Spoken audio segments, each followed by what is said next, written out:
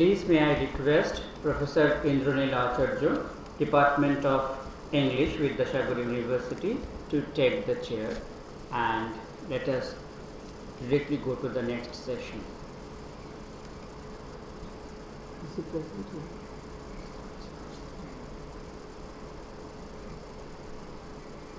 here? Is Professor Acharya present here?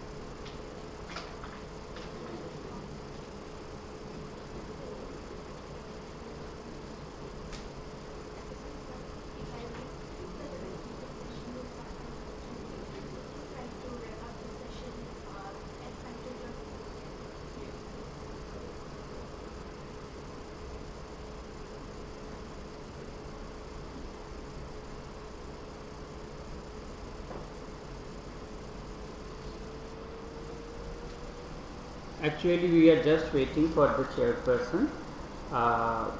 We need to wrap up this session by 5:30, as at 5:30 we have the valedictory sessions. Please bear with us. If you are waiting for the chairperson, I don't think he is going to come. It is up to me to say that he will not come.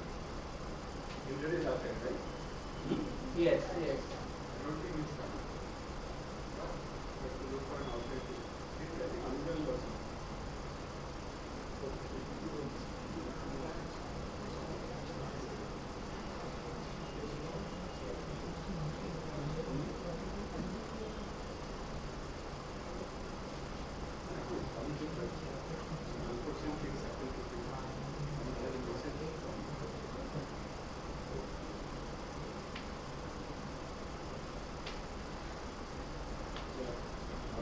Chair should be chair or the speaker speak there.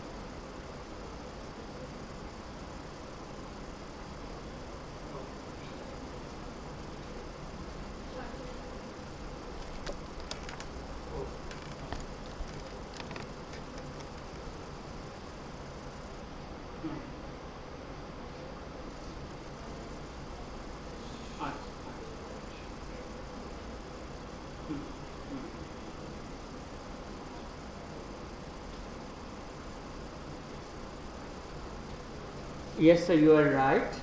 He is not coming. Professor Indranil Acharya is not coming. So let us start the session, because we can't do any more delay. We have the valedictory at 5:30.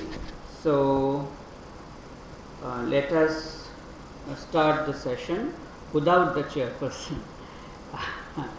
So may I request Sri Ashish Lahiri, author of Akshay Kumar Datta Vidyasagar and Rationalism in Bengal to please, sir, come and present your paper.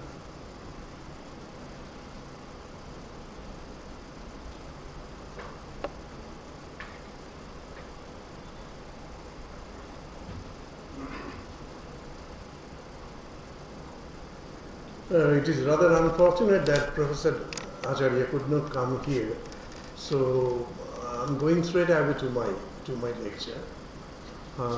Actually, I thought I would get some more time, so I wrote it somewhat elaborately.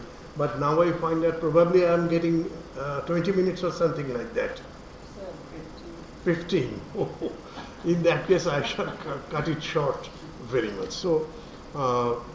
Actually, the point of my discussion was the rise of rationalism in Bengal, and particularly the role of Akshay Kumar Datta and Ishwar Chandra Vidyasagar. But since the time is too short, I would like to rather concentrate on Akshay Kumar Datta alone and less on Ishwar Chandra Vidyasagar, since it is more or less well known. So I begin in this manner. The subchapter is titled Akshay Datta, Francis Bacon's Trumpetier. The first to declare that India needed a Francis Bacon was Akshay Kumar Datta. This was written by Professor Deepak Kumar, the great historian of science.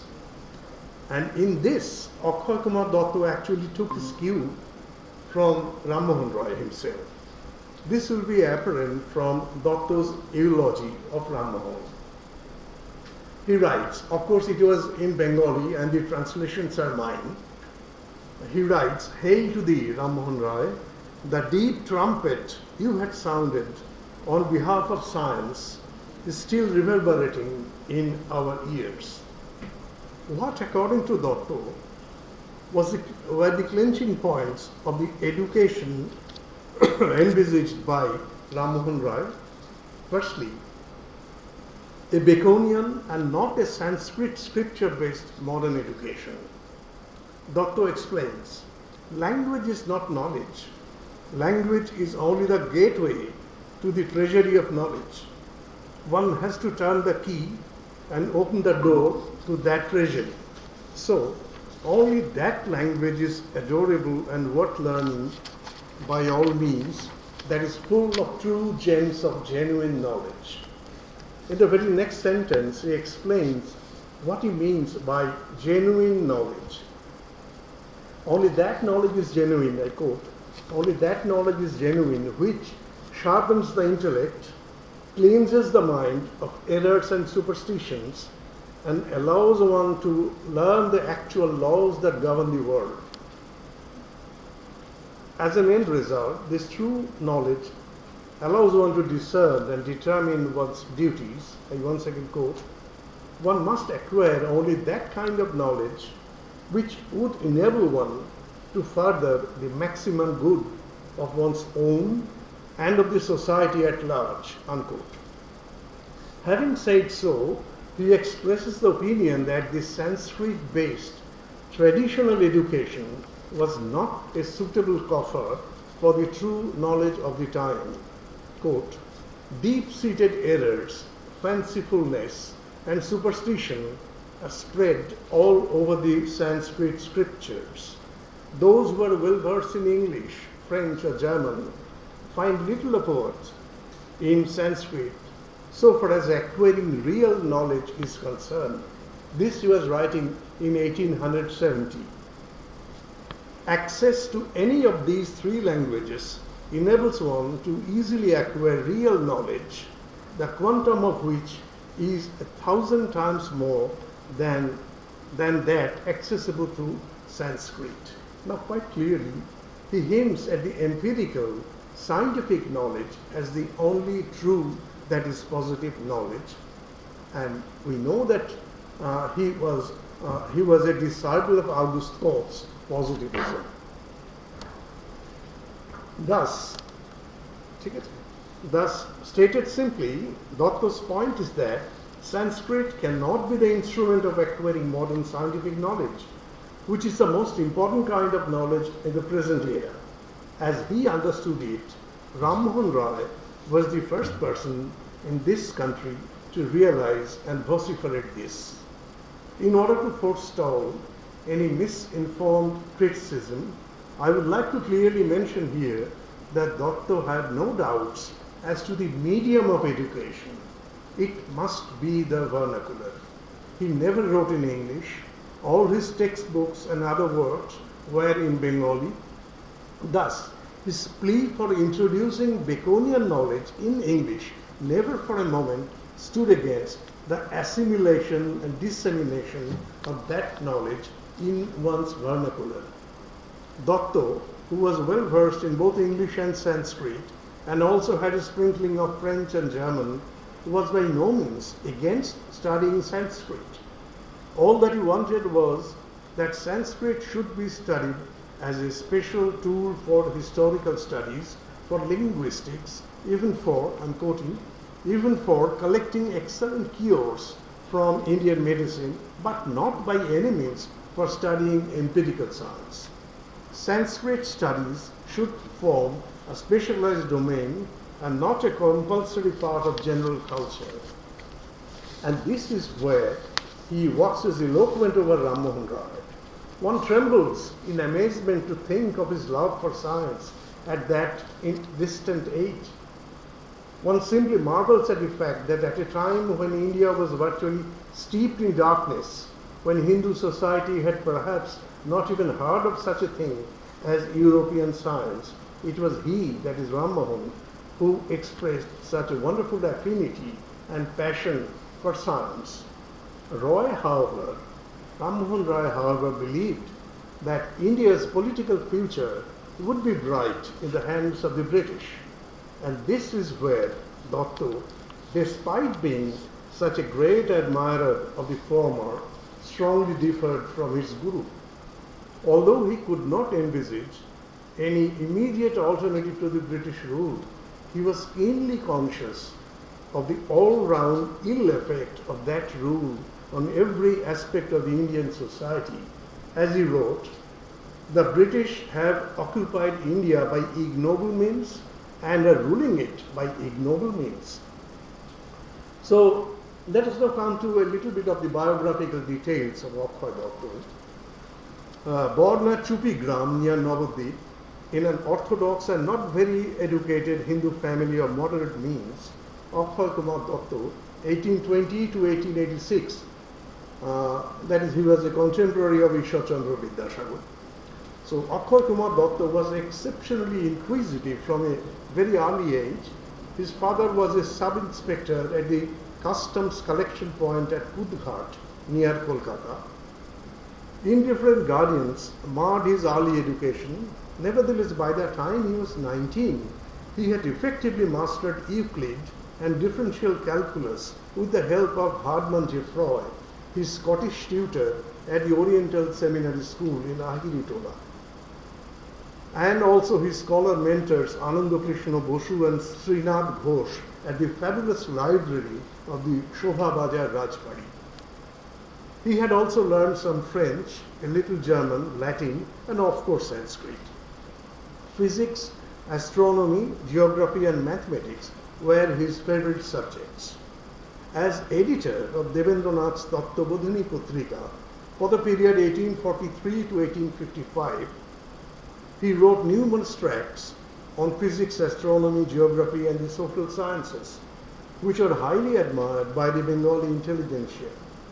As a matter of fact, Ramtanu Lahiri, the Derosian, hailed these as the first instances of profound and thought-provoking and well-formed Bengali prose.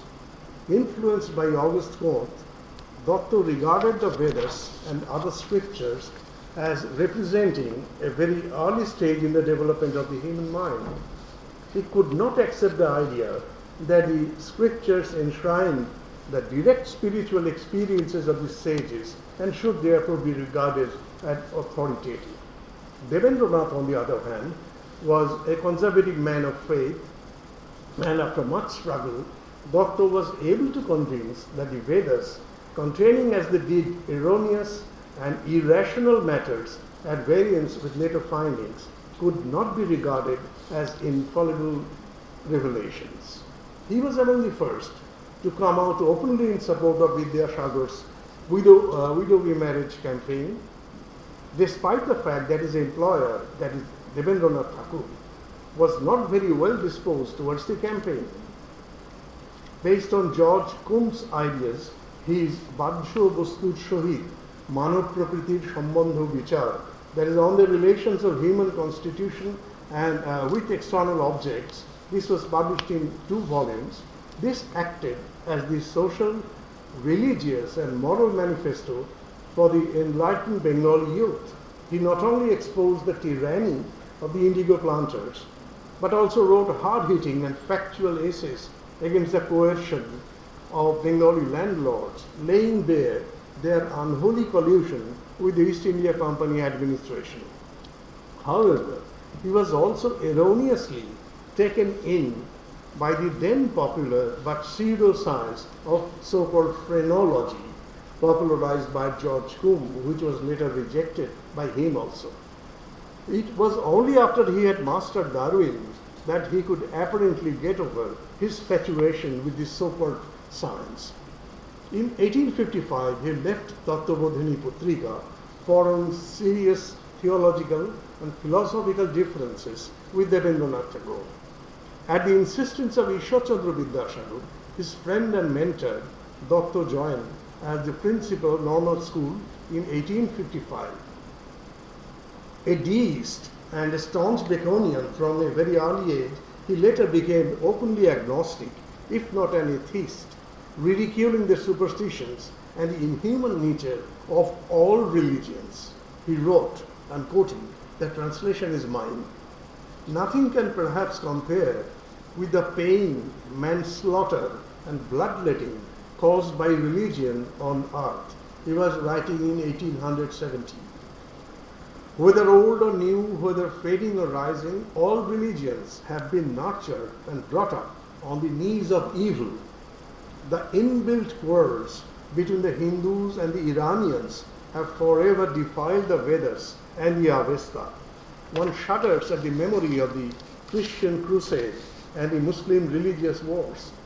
As a result of the unending conflicts between the Hindus and the Buddhas and the Buddhists, the latter were totally banished from India.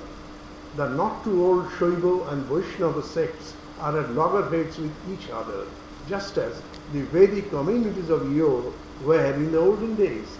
Citing specific examples of intra-Vedic rivalry, Dr. writes, in the Shatapad Brahman, the Shukla Yajurvedists time and again speak ill of the Krishna Yajurvedists. Similarly, the Samvedic Brahman pours venom on the Rig Vedic sages. On the persecution of the Buddhists by the Hindus, Dr. scathingly wrote, there is ample evidence to prove that the Hindus had mercilessly persecuted the Buddhists. Sarnath, near Varanasi, was a major seat of the Buddhists. The monastery at Sarnath was constructed while the Buddha was still living. It came to house many Buddhist shrines, Buddha images, and it was a great seat of learning. That Sarnath had been totally demolished. So much ashes are now, that is in 1870, so much ashes are now found around the place that it becomes apparent that the rabid anti-Buddhist Hindus had burned down everything. In order to completely annihilate the Buddhists, King Sudhanma had ordered his men, he is quoting, kill all Buddhists, young and old, from the Himalayas in the north down to the Setubandha Rameswara in the south. Kill all those who do not worship.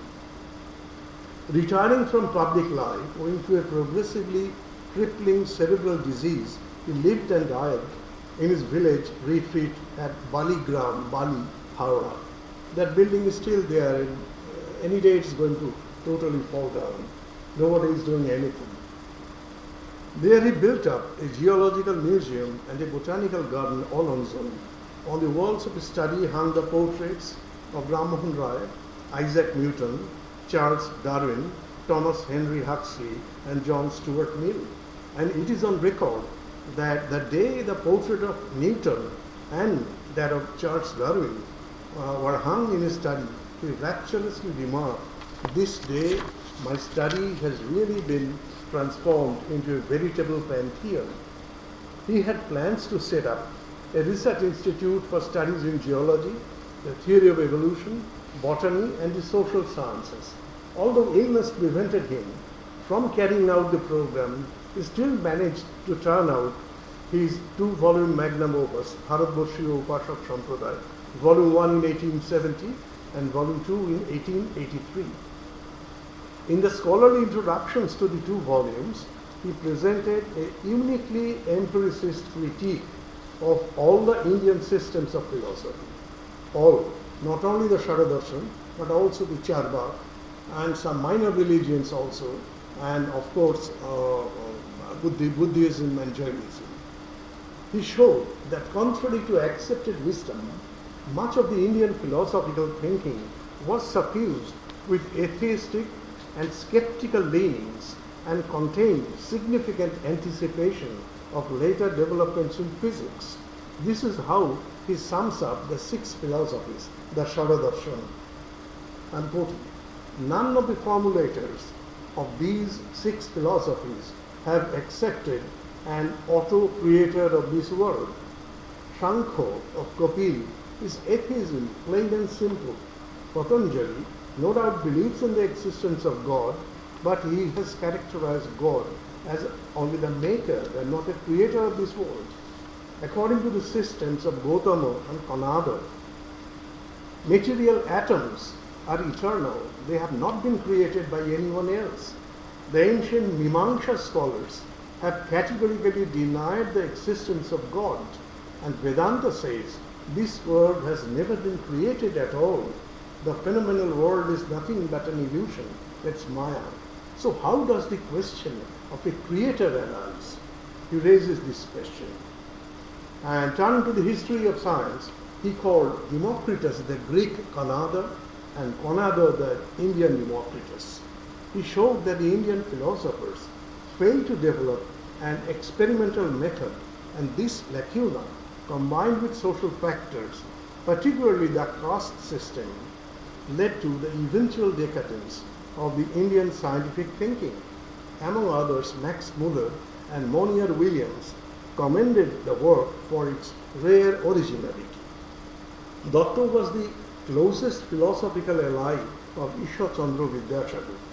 Within the Tattvabodhini fraternity, they had formed a group and they opposed the hidebound ideas of Devendranath, who famously commented, I'm quoting, "A bunch of atheists have taken over as article editors. Unless these are thrown out, the cause of the Brahmo religion will not be further." I have some little time left, so I can go over to Vidyasagar. I have skipped Bankim Chandra. So Vidyasagar, this section is subtitled Vidyasagar Against Traditional Metaphysics. Vidyasagar had taken over the elements of scientific culture that were latent and half-formed in Ram Mohan in real earnest. It was he who gave them, that is the half-formed ideas of Ram Mohan Roy, it was he who gave them clear shape and added muscles.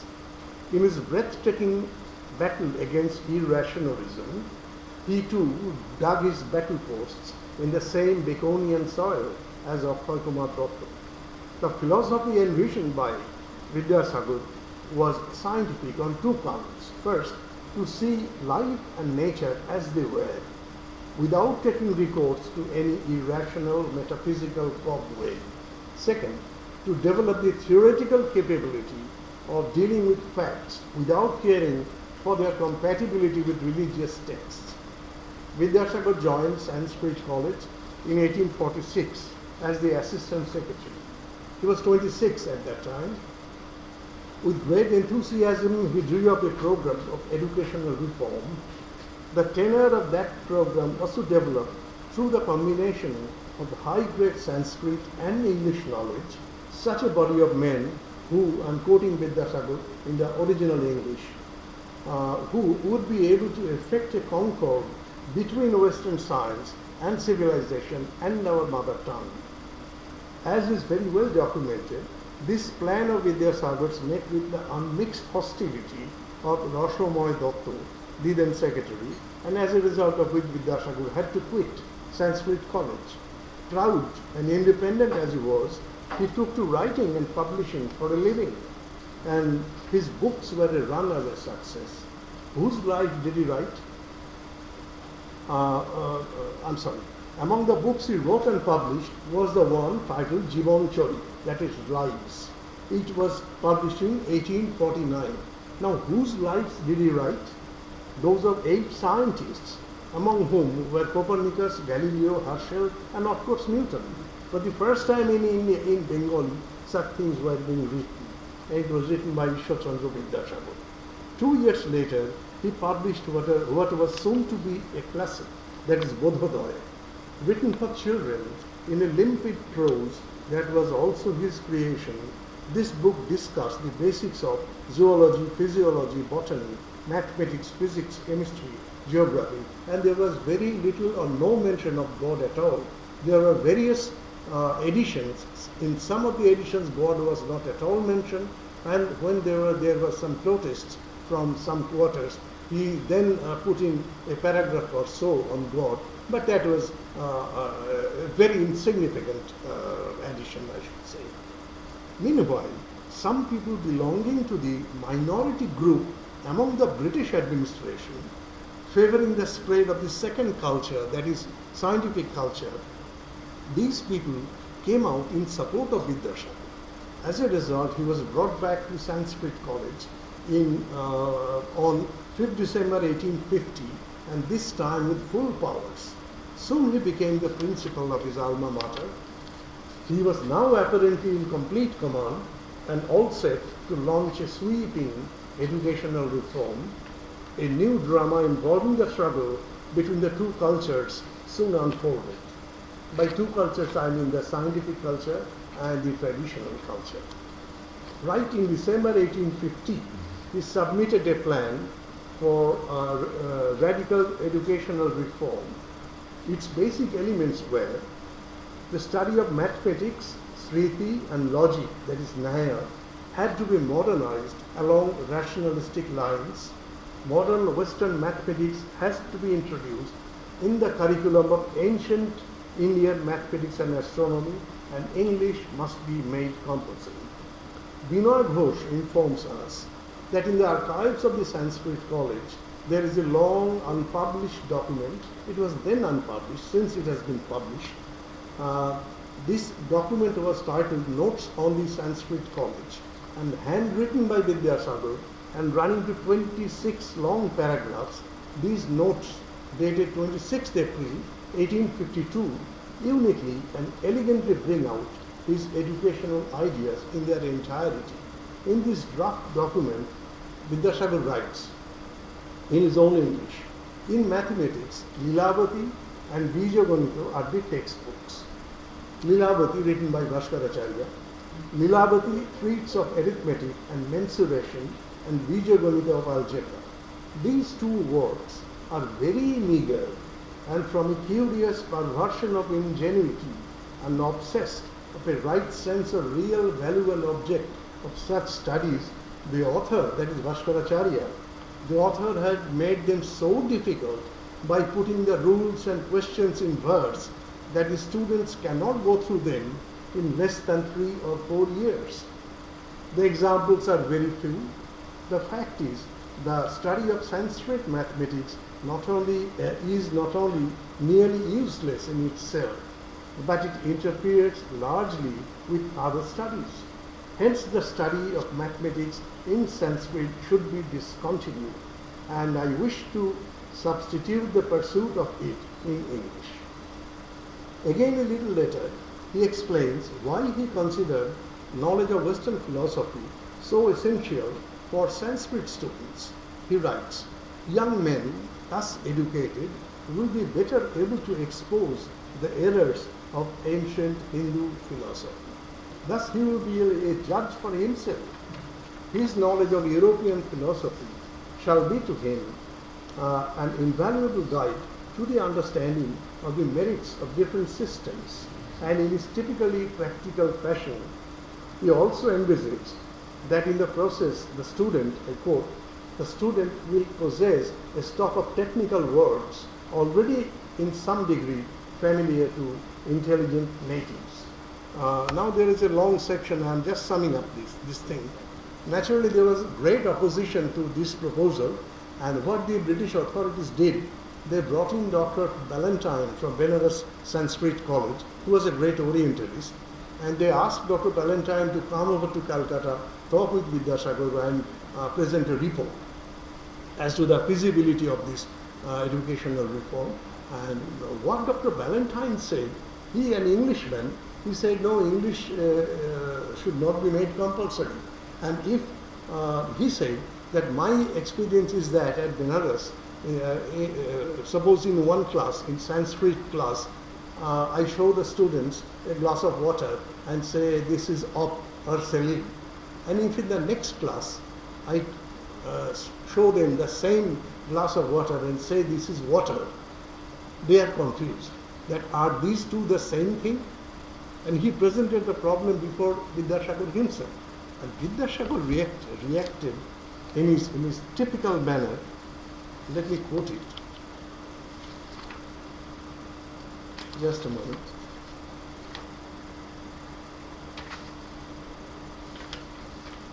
Yes. As for the curious allegation that the simultaneous study of English and Sanskrit would create a schizophrenic illusion of double truth, this word was used by Dr. Ballantyne, that if you teach the same students, Sanskrit students English, they would be under an illusion of a double truth. Vidyasagar writes, truth is truth if properly studied. To believe that truth is double is but the effect of an imperfect perception of the truth itself.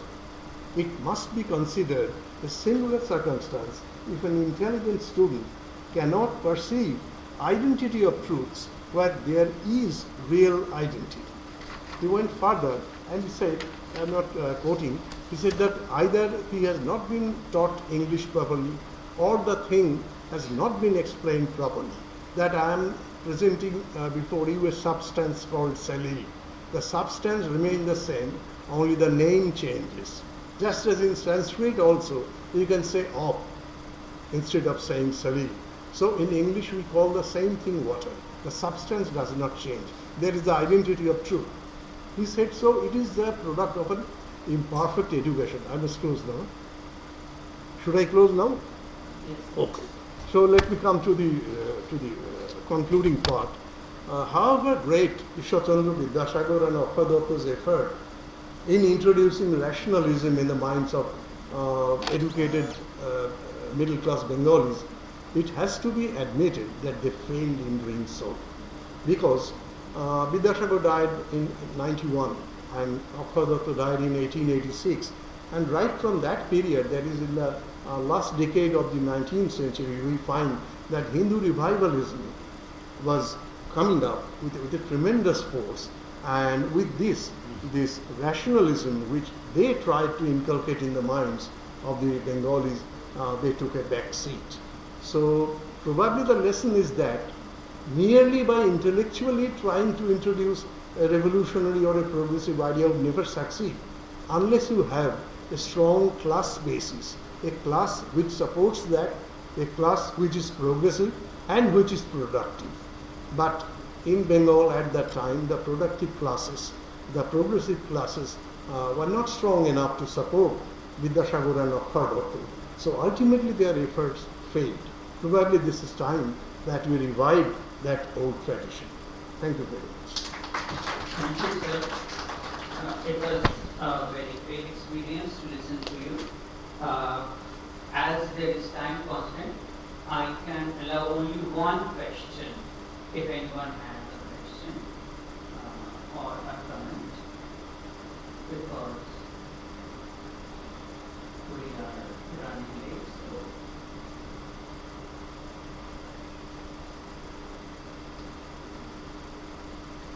So no questions, sir. I have some. I will ask you later.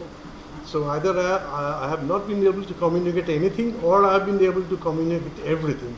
The So second one that's why there is no strikes. question. Second one Thank you. strikes.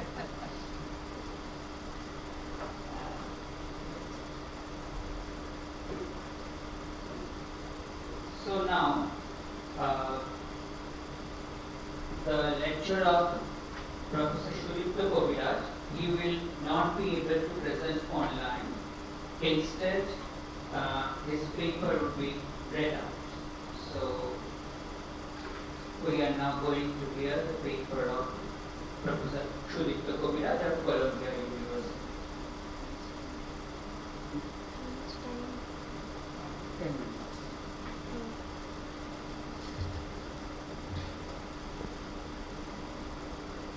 So the paper is titled Cosmopolitanism from Below.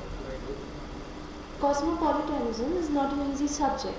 Since we are supposed to think about Bengali cosmopolitanism, it is apt to consider what is specific about the cosmopolitanism of our culture.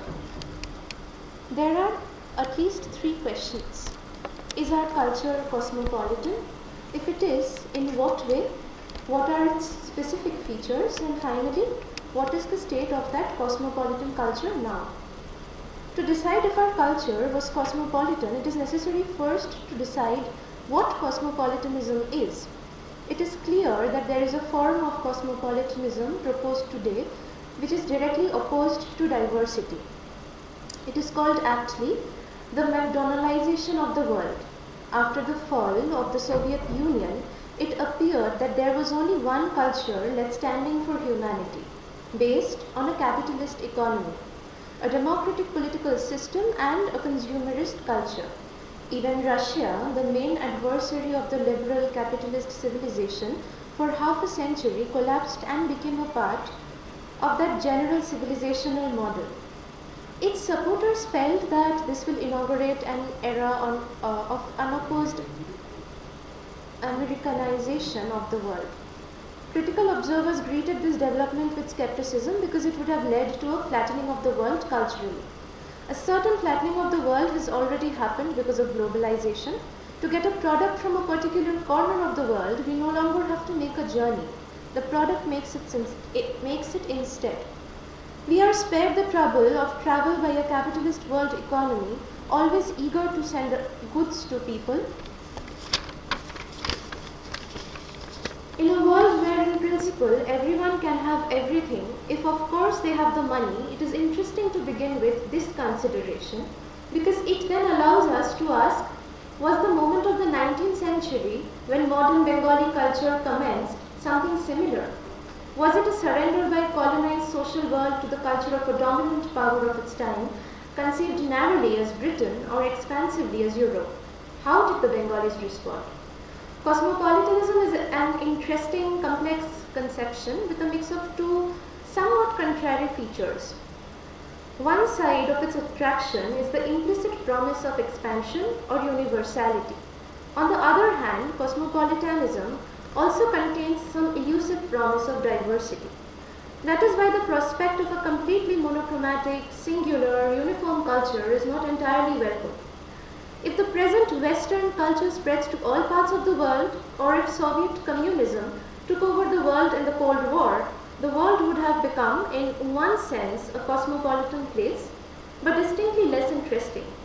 Cosmopolitanism is interesting and valuable only when it strikes some balance between diversity and unity. Cosmopolitan dominant cultures were generally created under such historical circumstances. People of diverse regions, when they were brought into these vast imperial systems, also had a double access to the high culture of the imperial center. I call it a double access because they could respond in 2 different ways, by assimilation or selective mixture. Bengalis did not take up British cuisine, they simply added cakes to the pre-existing sandesh.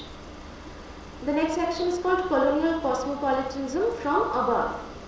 With modernity, older cosmopolitan civilizations were superseded in power by the new, unprecedented civilization of the modern West. It too had the great qualities of preceding cosmopolitan cultures, driven by large empires, military superiority, but supported by economic power, scientific and cognitive sophistication, and not least an implicit universality of access and inclusion. Like Islam or Christianity or Sanskrit or Persian, cosmopolitan cultures before its time is allowed anyone into its universal fold. A modern culture was offered to the world in the wake of the military conquest of the other continents. Hegel's observation applies literally to cuisine. At exactly the same time in Oxford, it was very unlikely that a guest at tea would have been offered anything beyond English confectionery. The masters and the slaves responded to the cultural exchanges of colonialism very differently. Even in the 1980s, Oxford colleges, the great aristocratic centers for high learning, served a menu of Bangor and mash, untouched by 2 centuries of colonial experience. Today, most college dining halls are seen to relish highly cosmopolitan food. In this obviously crucial field of human existence, the dominant masters in Hegel's Grecian language lagged far behind the slaves' alertness and skill. Cosmopolitanism, if done correctly, enriches and expands the resources of a civilization in every significant field of culture, food, housing, the economy, science, and epistemics. High cosmopolitanism linked in our times to colonial domination accomplishes the widest circulation of European ideas of all types, but often at the cost of persuading the receivers to allow a depletion of their own cultural resources. Generally, colonial cosmopolitanism remained till the end of European empires, essentially limited to a willed dissemination of high European culture. This familiarized intellectuals and audiences of other cultures with the main achievements of modern European civilization. Distant peoples came to read, learn, taste, value, criticize European philosophy, social theory, literature, painting, art, music, besides the unquestionable magnificence of natural science and technology. In return, Europeans accepted very little, under the Machiavellian assumption that all pre-colonial Indian intellectual achievements would not fill a single shelf of a library of modern humanity. Thinkers influenced by critical trends like Romanticism were exceptions to this rule, because they believed that European society was being denuded by modernity of profound values which were still vibrant in these cultures, and therefore these cultures deserved attentive respect from Europeans. Spiritualism was one subject on which there was an agreement between European critical thinkers and Indians. While Indians should learn science from Europe, they suggested Europeans should learn spiritual practice from India. Interestingly, this stereotype assisted the initial Western attention figures like Vivekananda, Gandhi, or Tagore. Though in case of the last two, this hindered a real understanding of their message. The modern European civilization is still one of the most remarkable illustrations of cosmopolitanism from above, when a culture that is dominant in military technology and essential fields of knowledge spreads its culture across very large areas. Though initially one-sided, this created a vast worldwide scene for potential exchange. The next section is called Cosmopolitanism from Below. Cultures that were invaded by colonial modernity responded in different ways when they had the option. Some cultures like North American indigenous people showed no interest and retreated into vast interior snowlands to avoid its aggression. Bengalis were subjected to colonial rule for 2 centuries, but slyly ingested various elements from English modern culture, of which cake was a major and continuing success. Anyone can test the validity of this claim by counting the number of Monginis shops in Kolkata. Colonial sovereignty has ended, but of the popularity of cakes there is no end in sight. Earlier only great saints were considered deserving of birthday celebrations. Now every middle class toddler gets them. I want essentially to argue 2 points. First, that the nature of cosmopolitanism from below is different, and eventually in history of this, the history of this is of greater value. At the end, I shall give some reasons why. For where minimal interchange with colonizing power, Bengalis had to acquire elementary cosmopolitanism. They acquired the rulers, language, and through that essential medium, they got access to a vast, unfamiliar world of scientific, philosophical, and social thought, besides the immense wealth of European culture and artistic production since the Renaissance. Pre-modern Christian culture in Europe, as Gandhi remarked, was not very different from the traditional Indian, but the culture of modernity was vastly and fundamentally different, particularly because of the determining influence of scientific reason in all spheres of life of society. British colonial power transformed local institutions under which people lived, like law and education, producing a new kind of intellectual and cultural elite. Although the blueprint of Machiavellian education assumed a radical separation of the Bengali elite from their traditional intellectual culture, the program was only partially successful. One major transformation was the substitution of prior languages of knowledge comprehensively by English as a new language of serious high culture. But initially the generations that gave enthusiasm embrace to Western knowledge retained a thick knowledge of their own culture and cognitive tradition. Knowledge of Persian and Sanskrit declined rapidly, but knowledge of Sanskrit-derived culture remained available to educated Bengalis, as did their immersion in Indian literature, art and music. If anything, infusion of Western influence instead of eradicating Bengali literature produced a new literary tradition that was startlingly cosmopolitan. Michael Madhusudan produced a daring Miltonian rereading of the Ramayana. The primary form of narrative after Bankim became the novel. Modern music incorporated Western instruments and influences. Philosophers acquired high skill in Western forms of thinking to reinterpret ancient philosophic doctrines. Few people turned Christian or took to writing poetry and prose and literature in English, or trained to be exclusively Western pianists. Later, what emerged as the culture of modern Bengal was deeply, strikingly, effortlessly cosmopolitan. It remained entirely Bengali, but it was impossible without colonial conditions of its production. At the fringes, some purists remained who practices either the Western or the traditional Indian culture in the pure form, who listen only to Western music and no Indian, or Brahmins who remained immune to an increasingly shrinking Sanskrit world. Ordinary people carried out their existence primarily in the middle, in a world of continual mixture between Indian and Western practices, in the field of knowledge, art and even religious life.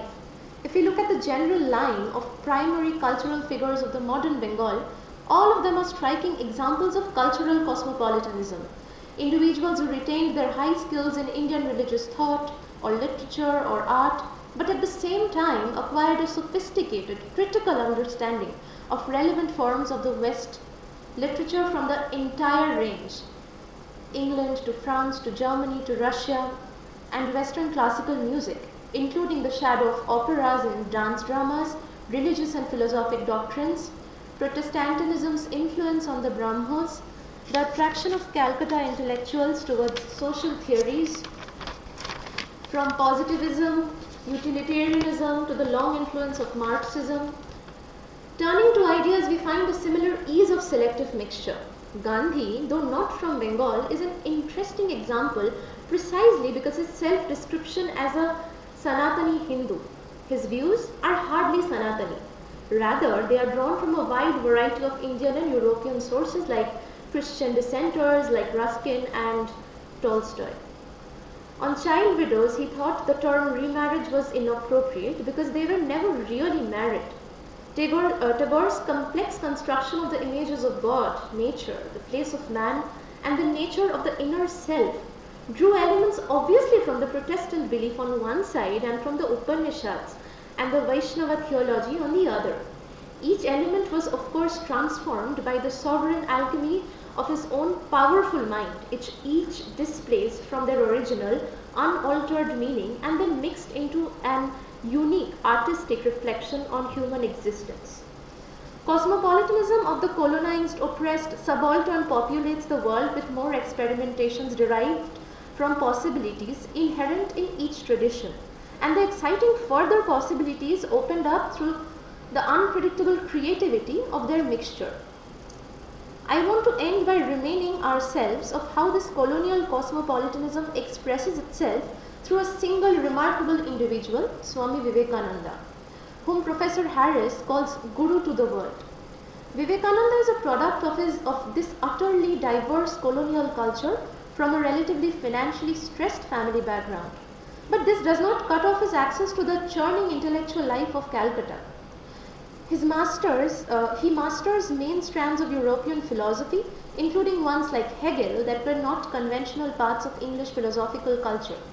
So as a dissenting colonial subject, he extends his colonial gaze wider than what his English education standardly offered him. Rationalist, Europeanizing education attracted him initially to the Brahmos, who stood closest to a European deist version of religious belief.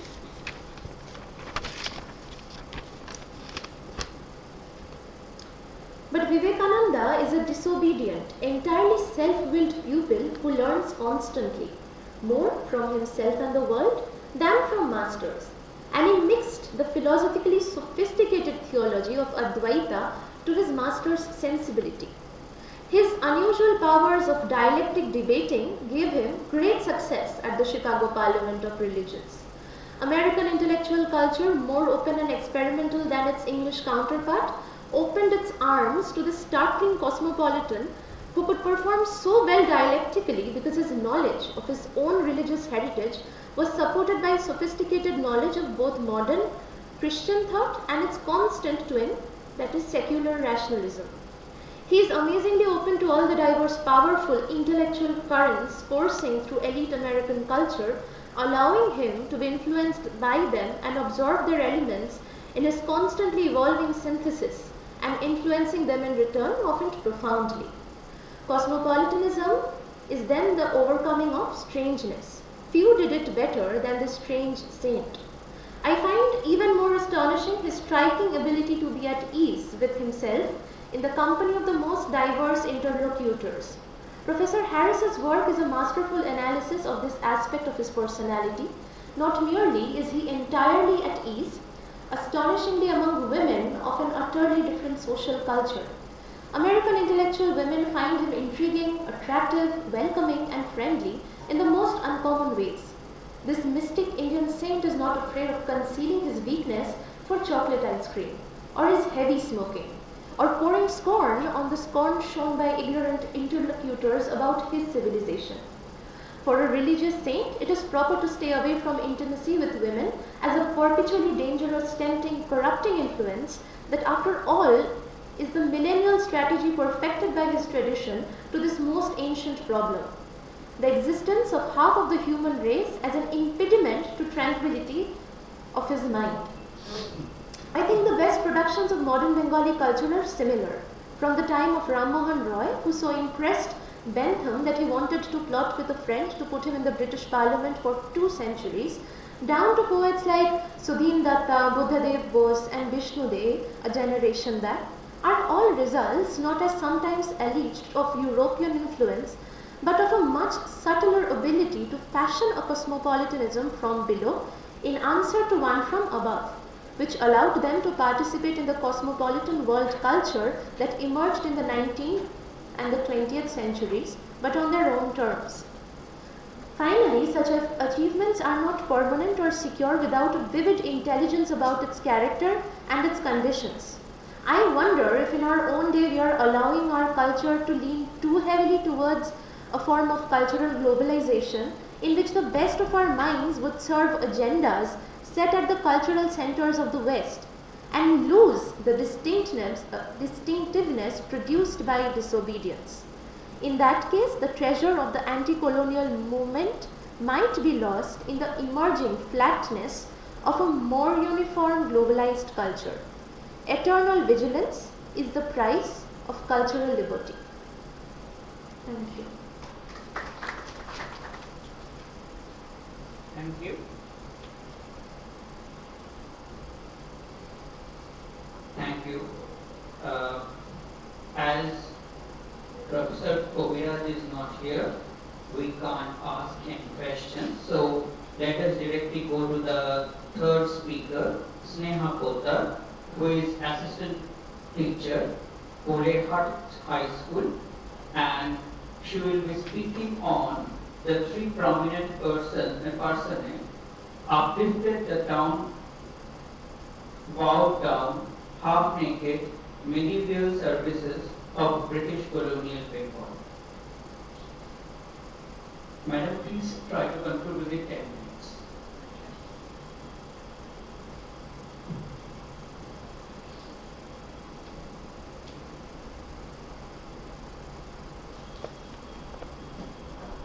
Good evening.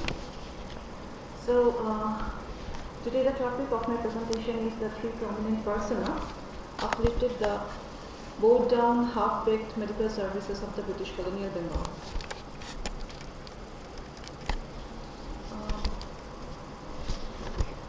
So today I'm not going to focus on the very discussed matter like child marriage, sati pratha or widow marriage, or not I'm going to discuss about the pioneer of Bengal Renaissance, Raja Ram Mohan Roy, Vidyasagar, Rabindranath Tagore or Kazi Nazrul Islam. So I would like to take you back to the history where three prominent personalities, they are the medical practitioner as well as scientist. Those three personalities helped to uplift the Bengal, the society, helped to modernize the society and the education system also. So they are Pandit Madhusudan Gupta, Mahendra Sarkar and Rai Bahadur Upendranath Brahmachari.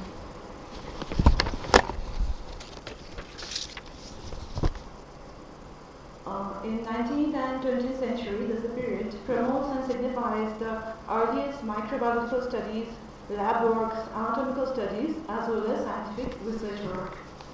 Bengal being the earliest seat of British power.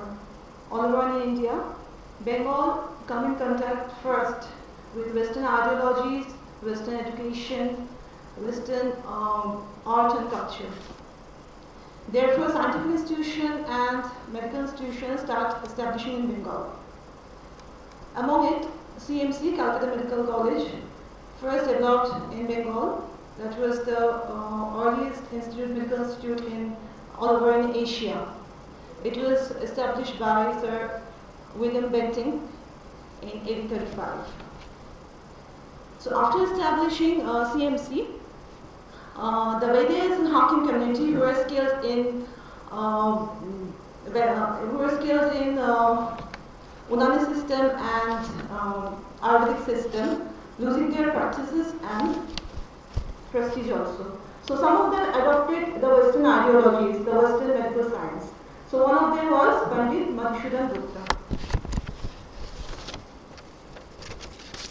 He was famous for his so-called cadaveric dissection that was done in 10 January 1836.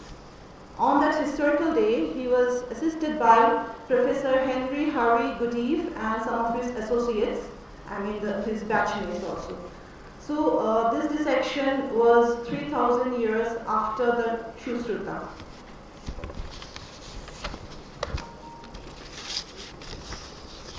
He has also some other role. He was the part of the smallpox committee that was set up in 1850.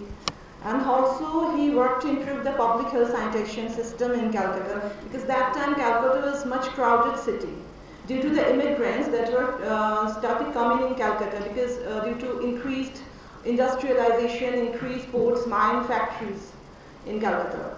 Therefore, Calcutta becomes overcrowded and due to it leads to lack of sanitation, potable water, and hygiene system also. So he drew the attention of the British government to take step on it. And he also done extensive research work, extensive survey work among the child girl to know about the age of their menarche. That was about 12. Menarche, it means the first menstruation. So he tried to calculate the age, that was around 12. So, and he also tried to improve the scientific birth practice. He tried to improve the scientific birth practice, child birth practice, because before that, the British government was not at all much interested in Indian birth practice. But as a practitioner, he knew that that umbilical cord practice was quite unscientific and done in a very dirt way, and it was done by the Dome community, the Dais done that work. So it was quite in unscientific way. So he tried to improve the situation. He tried to improve the numbers of trained midwives that time. So, and he was also tried to improve the,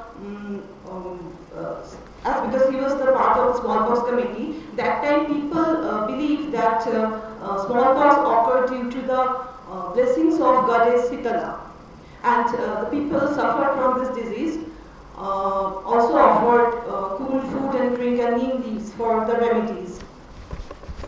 So here some of my question is like some question arise that despite the presence of Rajaram Mohan Rai, Vidyasagar, Tagore family dignitaries, can you also consider him as a social reformer? I think we should consider him a social reformer. For this, I want to quote a text of Dr. Gudeev. He was the anatomist of that time CSE. Dr. Henry Harry Gudeev told his students that this is a dead body that has no caste, creed and religion. Medicine should be like that. So today we will define our religion who forbids us to touch dead bodies. We shall prove that doctors are above everything. Our only trait is to treat mankind and follow the truth.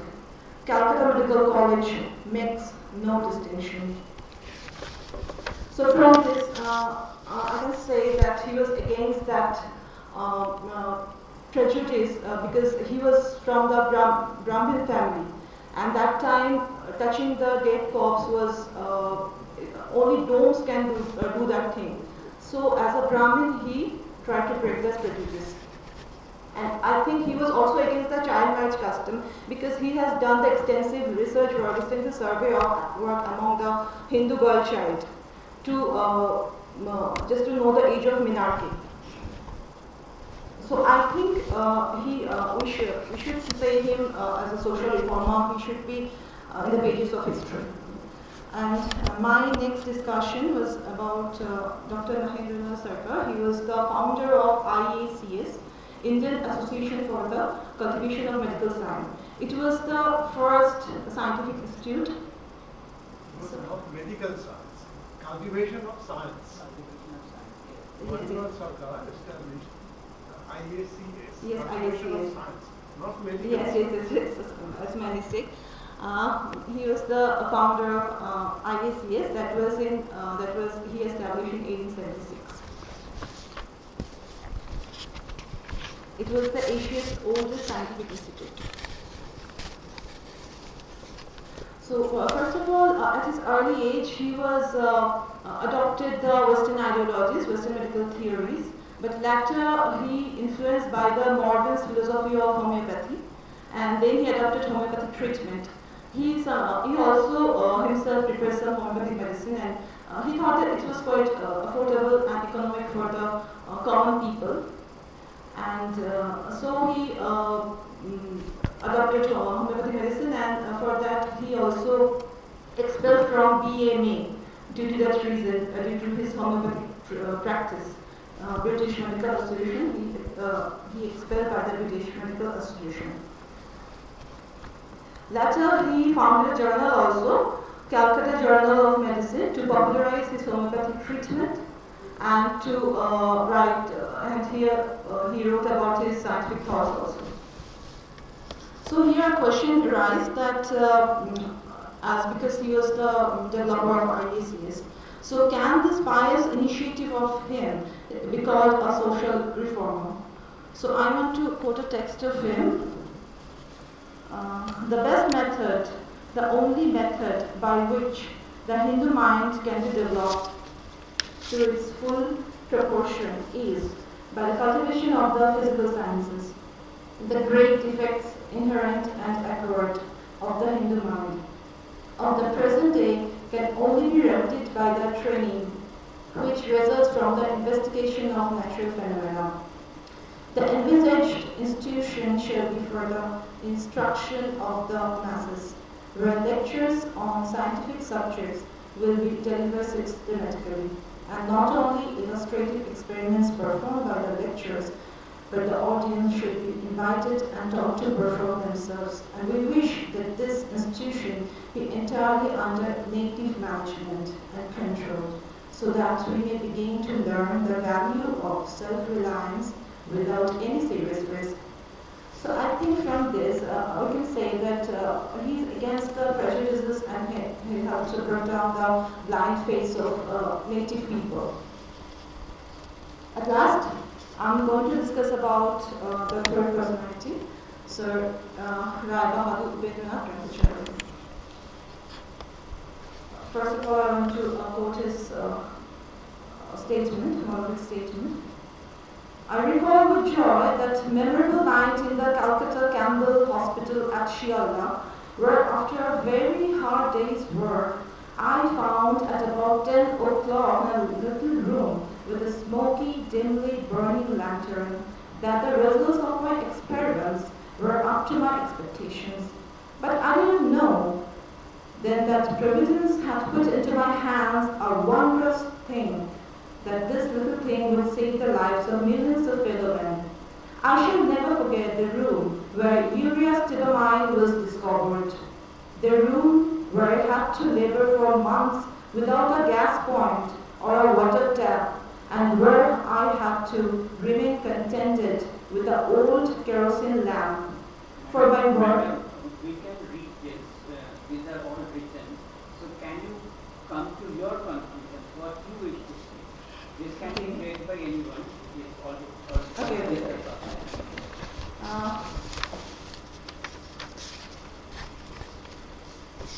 He was the inventor of urea, the medicine of Kala-Azar. Kala-Azar was first reported in Assam in 1870, and then it was spread to Bengal, Bihar, along with Gangetic and Brahmaputra plains. Millions of people suffered, millions of people died.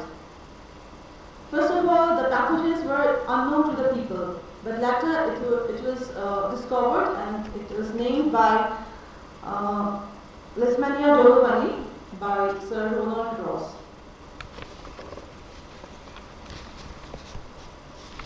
So, after this discussion, one question can arise, and two questions arise. So, due to time shortage, I am discussing only one question.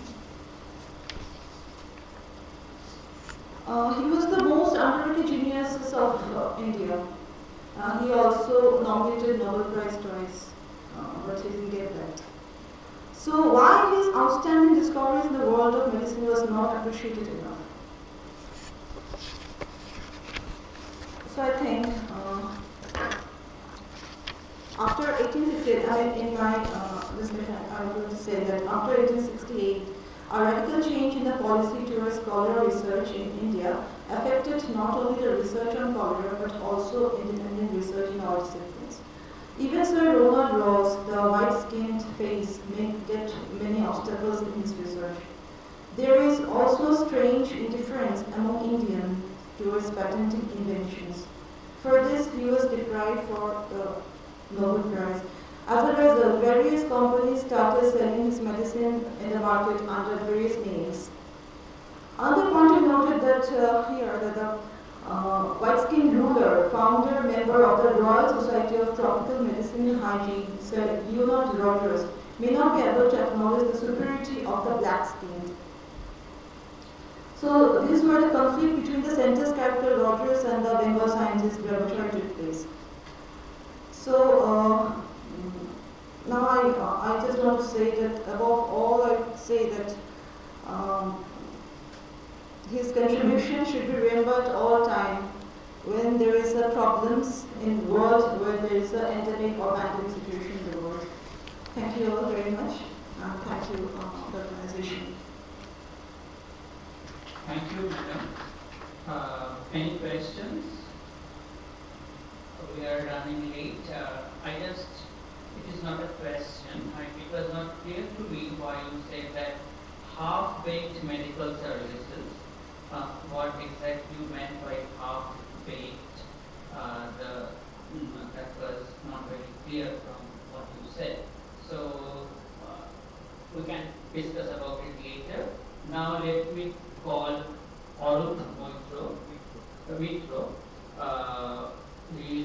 a PhD research scholar, Department of History, Rabindra Bharati University, and he is going to speak on Prabodhanath Ghosh, the forgotten pioneer.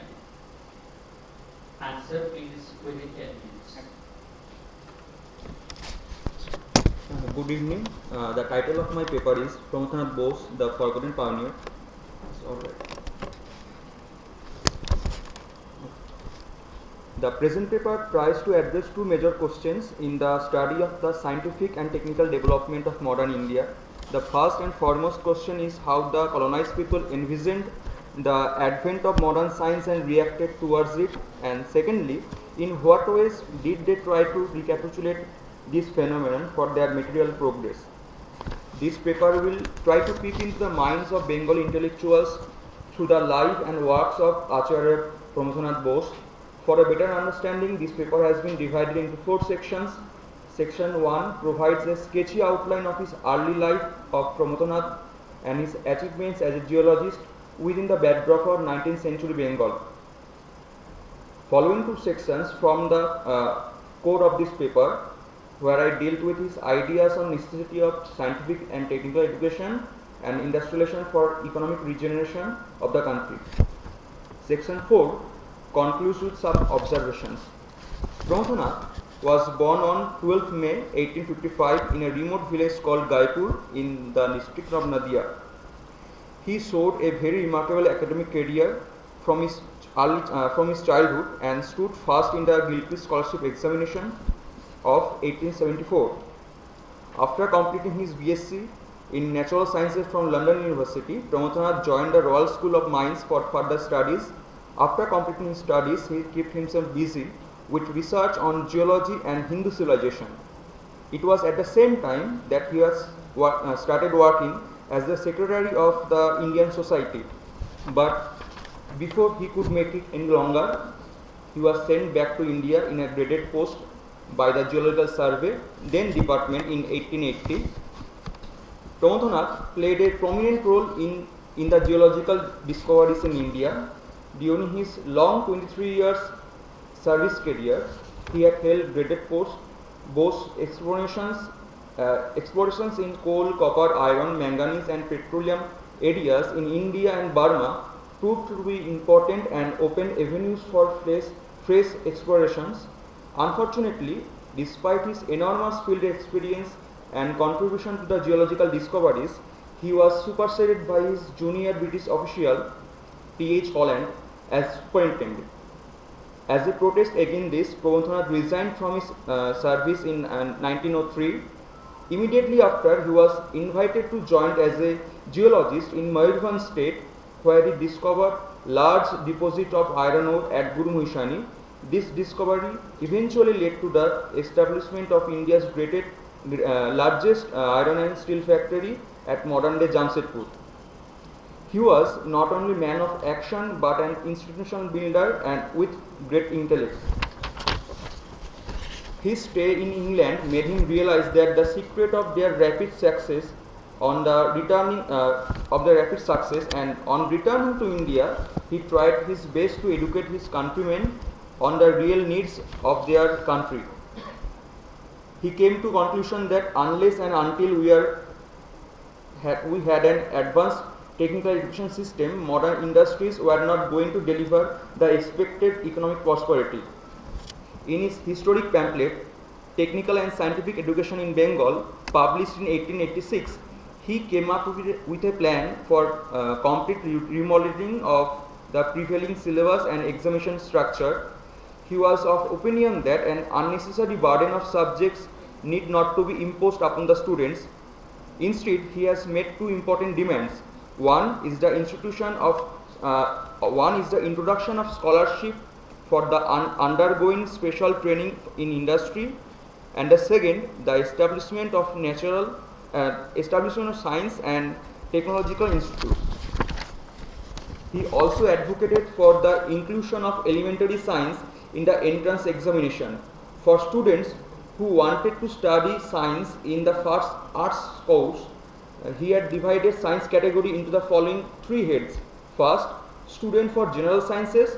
Second, student for engineering. Third, student for medicine. In fact, no Indian had previously presented such a comprehensive scientific and technical education scheme. As Pramothanath had already earned fame as a scientist, his views carried considerable weight on both public and private levels.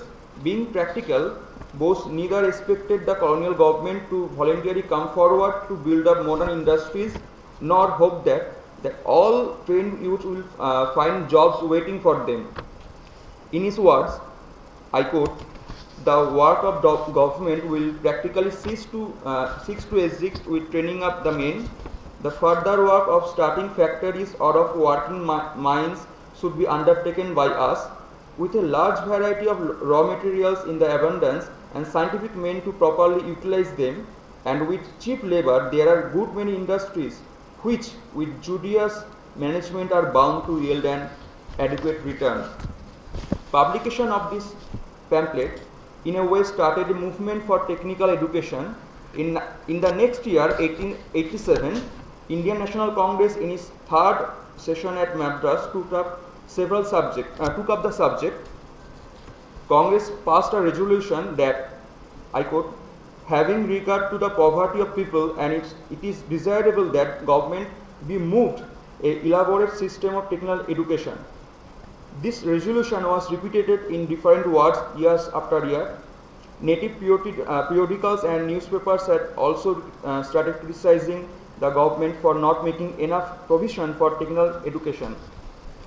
It took almost 20 years to materialize his dream when Bengal Technical Institute was formed under the auspicious National Council of Education.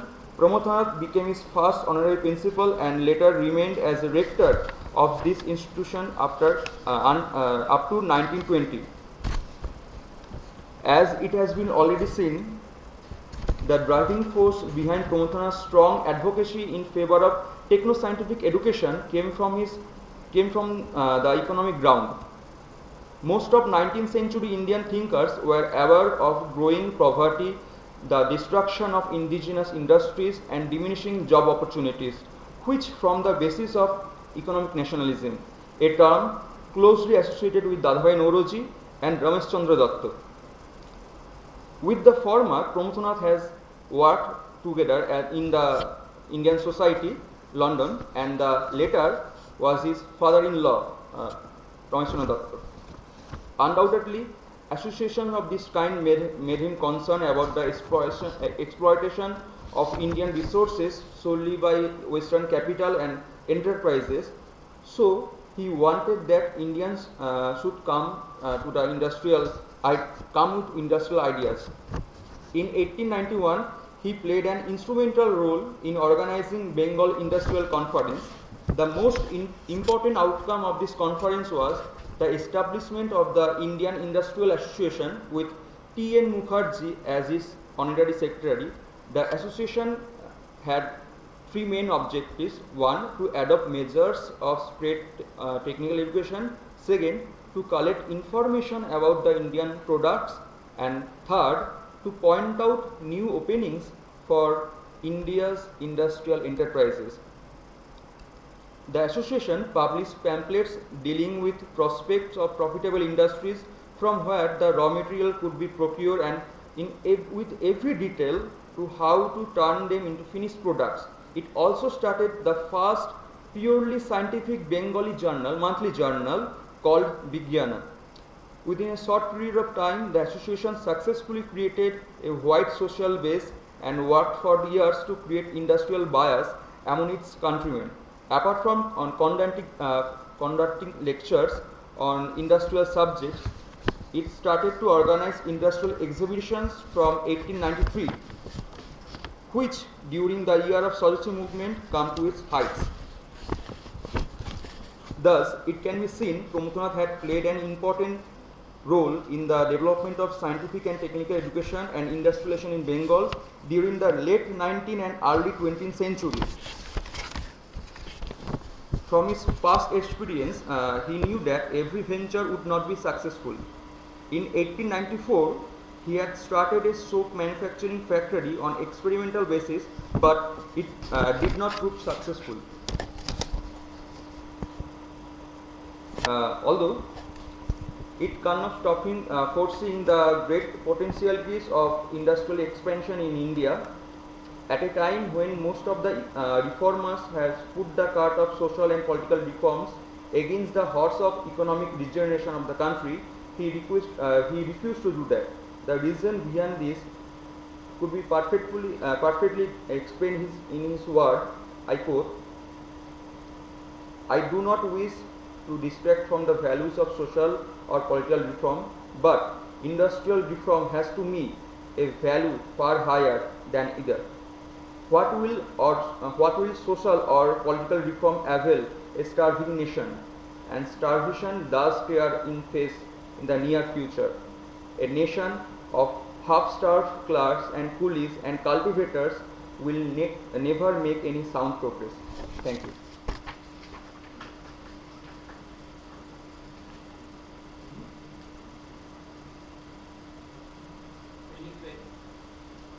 Any questions? Any questions to the speaker? One single question. What I know from P.M. during the late years of his life, he turned somewhat conservative. Yes, sir. He was almost against the modern. In fact, he has wrote a book, Illusions of Modern India. Why this? The person who was so much progressive in his ideas, why in the late years he has become so much conservative? I did not follow up the book, so I don't know that. But I think some Gandhian ideology could influence him in that. In the same period, the book published in the 1930s or in that time. So I don't know much information about the book, so I'll answer it later. I wish to add one thing that firstly I don't think that he has been totally forgotten, and you have not mentioned in which area he was the pioneer.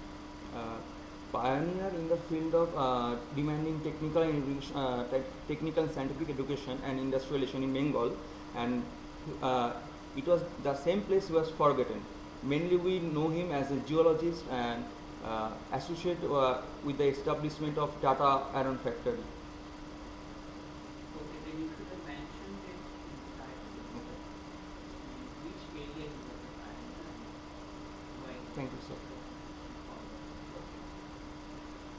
So let us now go to the next speaker.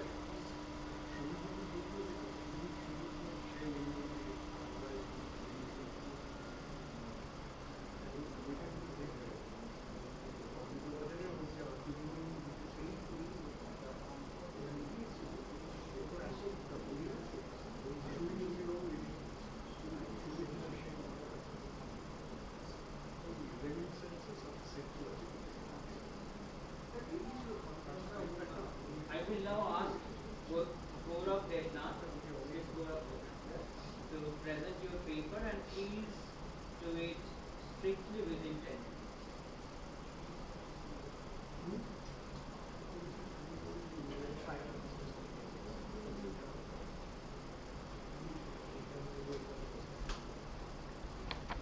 Good evening all. The name of the paper is Tradition, Skepticism and Modernity, Anatomical Studies and Dissection in the 19th Century Bengal. The 19th century Bengal has been considered by many as a watershed period, but it marked a sharp break from the past and ushered in what is known as the Bengal Renaissance. Of course, recent researchers have continued to emphasize that this period should not be studied as a disjointed and distinct phase from the preceding periods. But despite that, it has to be stated that 19th century indeed broke the barriers in many ways. During this time, the traditional belief system received a serious blow in the field of anatomical studies and dissection. Of course, it cannot be denied that the 19th century's spurt in scientific knowledge was a result of colonial encounter. Hence, this colonial science was more of a dependent science where the focus was on the result-oriented research in applied science rather than the curiosity-based research in pure science. This means the Britishers undertook scientific research in India and extended its practice to the extent that it served mainly their purpose. This was the case in the field of medical researches as well, as the British was spreading its tentacles gradually in this country. Consequently, there was a need for pharmacists, hospital assistants, surveyors, etc. to serve the rising medical needs in this country. Hence, it was a matter of demand to recruit the Indians for this, as training them would be much cheaper than bringing personnel from abroad. Along with this, one also needs to take into account the acceptance of Western science by the intellectual Indians of that time. For example, Raja Ram Mohan Roy, who was in favor of introduction of Western science in this country. As such demands grew, a proposal for a medical school was made in 1822 with the dual purpose of teaching both the Indian and the Western systems of medicine. And after many experiments, I'm not going to the details for the shortage of time, and after many experiments, controversies and hurdles, eventually Calcutta Medical College was founded in 1835.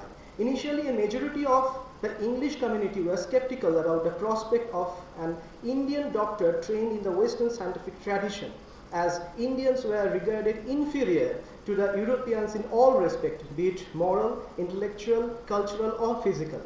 The Indian community in general also was not delighted at the prospect of the official institutionalization of Western science, Western medicine. Fortunately, the first principal of this college, Mountford Bramley, successfully fought against both skepticisms with the help of David Hare. However, the study of medicine without a basic idea of human anatomy seemed useless, since the human anatomy is the basis for the system. But Indian tradition and religious beliefs restricted the humans, upper caste, to even touch the dead bodies. So for them, dissecting is not a question, out of question actually. Yet Bramley decided to take up this issue because without proper knowledge on anatomy, their learning would remain incomplete. Bramley, hence, after gauging the situation, decided to progress with the anatomy classes gradually. At first, classes on osteology were started. Osteology was the study of bones. So they were given bones to study first. Then gradually, cadavers or dead bodies were introduced. Interestingly, the Indian students remained totally undisturbed by all this and remained fully attentive in the anatomy class. It was then that Goodeve and Bramley decided to extend this experiment to individual students who would now dissect human bodies by their own hands. In October 28, 1836, Goodeve and his assistant, Pandit Madhusudan Gupta, assembled the students in the temporary dissecting room, and as the story goes, it was Madhusudan Gupta who took the lead by first taking out the surgical knife and beginning his incisions. He was followed by the other 4 students in this process. It was Asia's first human dissection, and according to some accounts, Madhusudan Gupta was assisted by 4 students, namely Umacharan Sheth, Rajkrishna De, Dwarkanath Gupta and Nobin Chandra Mitra, all belonging to Hindu families. Dissection of a dead body by any high caste Indians was definitely a radical step at those times. In all this, it was Madhusudan Gupta who became a model of resistance against superstitions and orthodoxy and ushering in modernity in the field of medicine. My previous speaker spoke about this thing, and definitely we should call him, of course, pioneer of social reform at that time of 19th century Bengal. Although there is a debate that whether Madhusudan Gupta was the first dissector or not. On the basis of the available evidences, one section of the scholar thinks that it was actually 4 students, the 4 students who themselves carried out the first dissection. I have written about all these things in detail, but I'm skipping this thing for the shortage of time. With such little evidence, it is really difficult to accept or deny the role of Madhusudan Gupta as the first dissector. But that does not undermine his role in the medical advancement of this country. The way he fought against social orthodoxy, extracted evidences of dissection from ancient Sanskrit Ayurvedic texts to fight the deep-seated prejudices, and was even ready to face ostracism, does little to take away the credit from Madhusudan Gupta, irrespective of whether he was the first dissector or not. Now the question arises is, Was this 19th century anatomical studies and dissection aided by the colonial institution signaled a sharp break from the past? Was it a new thing in India? Now, let us look at this matter right now. While teaching in the Calcutta Medical College, Madhusudan Gupta himself cited examples from ancient Sanskritic Ayurvedic texts to prove the prevalence of dissection in the ancient society. Evidences of medical practices can be seen from the sources as early as the Ashokan inscriptions. Following this period, there was a gradual systemization of medical knowledge, as is evident in the Sushruta and Charaka Samhita. The Vaidyas mean the physicians. The Vaidyas enjoyed a respectable position in the society, and Sushruta Samhita makes it clear that ancient medical practitioners were proficient in all forms of surgery. In fact, the Sushruta Samhita makes that the Sushruta Samhita states that one wishing for the post of Raja Vaidya or royal physician must know the plastic surgery. The qualification was deemed essential for a Raja Vaidya, since it was usual for members of the royal family to suffer injury and disfigurements in wars, and it was only such surgeons who could restore their physical appearance. Now, the art of rhinoplasty, which is rhinoplasty, the plastic surgery of the nose, that is also known before 19th century. And I want to give you an example. What appears striking in the case of rhinoplasty, which came to light in 18th century, as reported in Gentleman magazine and Historical Chronicle, this created much ripple in the colonial circle, as Kawasji, a Percy bullock cart driver of English army, whose nose was amputated as punishment for serving English during the Anglo-Mysore War. Interestingly, this man, Kawasji, had his nose reconstructed by a Maratha potter. So these are roadside potters, which we called in Bangla Kumor. So these are roadside potters, and this man Kawasji went to the potters and asked them to reconstruct his nose. And these potters actually performed the surgery on him, and his nose was reconstructed. And this event was documented by two English physicians named Thomas Crusoe and James Findlay of the Bombay Presidency. It was in the news report. It was further mentioned that these Maratha potters are the only person in India who could perform the surgery, and its knowledge had been hereditary in their family, being passed from one generation to the next. Now the question arises is, how could surgeons ended up being potters? Though the falling position of a surgeon cannot be traced from the sources, but a study of inscriptions can provide significant clues regarding their gradual decline.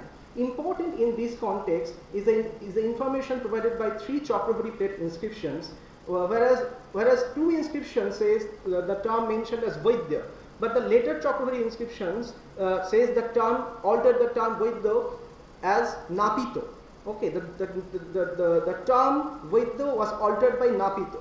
Thus, with the passage of time, the physician or surgeon in search of an alternate profession became barbers, as their surgical instruments would also serve the barber's craft. Some amongst them took up the profession of potters as well, because a surgeon's knowledge of human anatomy helped them to give shape to molds easily. Many a time, it is a common practice to try to define the present in terms of antique past with a sense of pride. This is what is often referred as revivalism, that forms a considerable part of the conception of 19th century Indian gentry, that imagined a glorious Hindu past which slipped into descendants under Muslim rule. A large number of intellectuals had a general trend to describe the medieval period of India mainly as a period of Muslim tyranny, when human process had stopped. But it is to be remembered that along with the ancient, the medieval period of India has also witnessed excellent medical literary works. The Unani medicine introduced in India during the period of Delhi Sultanate began to attain popularity from around the 16th century. Even surgery was not ignored in Islamic literature, as is evident from the voluminous Persian work named Tuhafat-ul-Masar.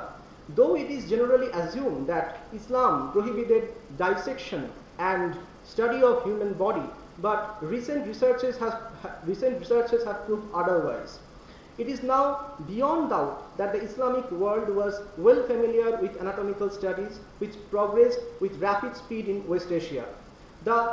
In the works of Al-Razi, detailed descriptions are given about the nose, the nerves. I have given all details in this main paper. I'm just keeping all these things. Similar investigations have been made by Al-Awaqani Bukhari, Ali ibn Abbas, Ibn Sina, Ibn al-Haytham, like this. They are all given the illustration also. The human anatomical illustration was given there also. And thus it is clear that in West Asia, during the period of that which is known as the Islamic Golden Period, there were produced a host of anatomical works suggesting path-breaking researches in this field. Therefore, it would not be an exaggeration to assume that South Asian medical practices were influenced by these West Asian anatomical texts as well, owing to a thriving economic and cultural relations between them in the medieval period. This shows that the anatomical studies were not lost. But the fact remains that till the 19th century, the thought of dissection was still a taboo. This was still a taboo in the society for the caste Hindus, and hence, though such anatomical studies in India perhaps never really disappeared, but its systemization was possible only in the 19th century. Notwithstanding the fact that the 19th century developments were not a fragmented phenomena, and medical advancements of this time cannot be understood in isolation of the preceding centuries. There can be no denying the truth that 19th century was a culmination of a process that had long been in making. From the degradation of surgeons in the society that was steeped in Brahmanical norms and narrowness, to the first dissection by the Indians, still tied up by Brahmanical convention, yet daring to break free all those fetters, the magic of this time is hard to deny. Thank you. Thank you, Gaurav. Let us now directly go to Aditya Bhattacharjee and ask him to present his paper.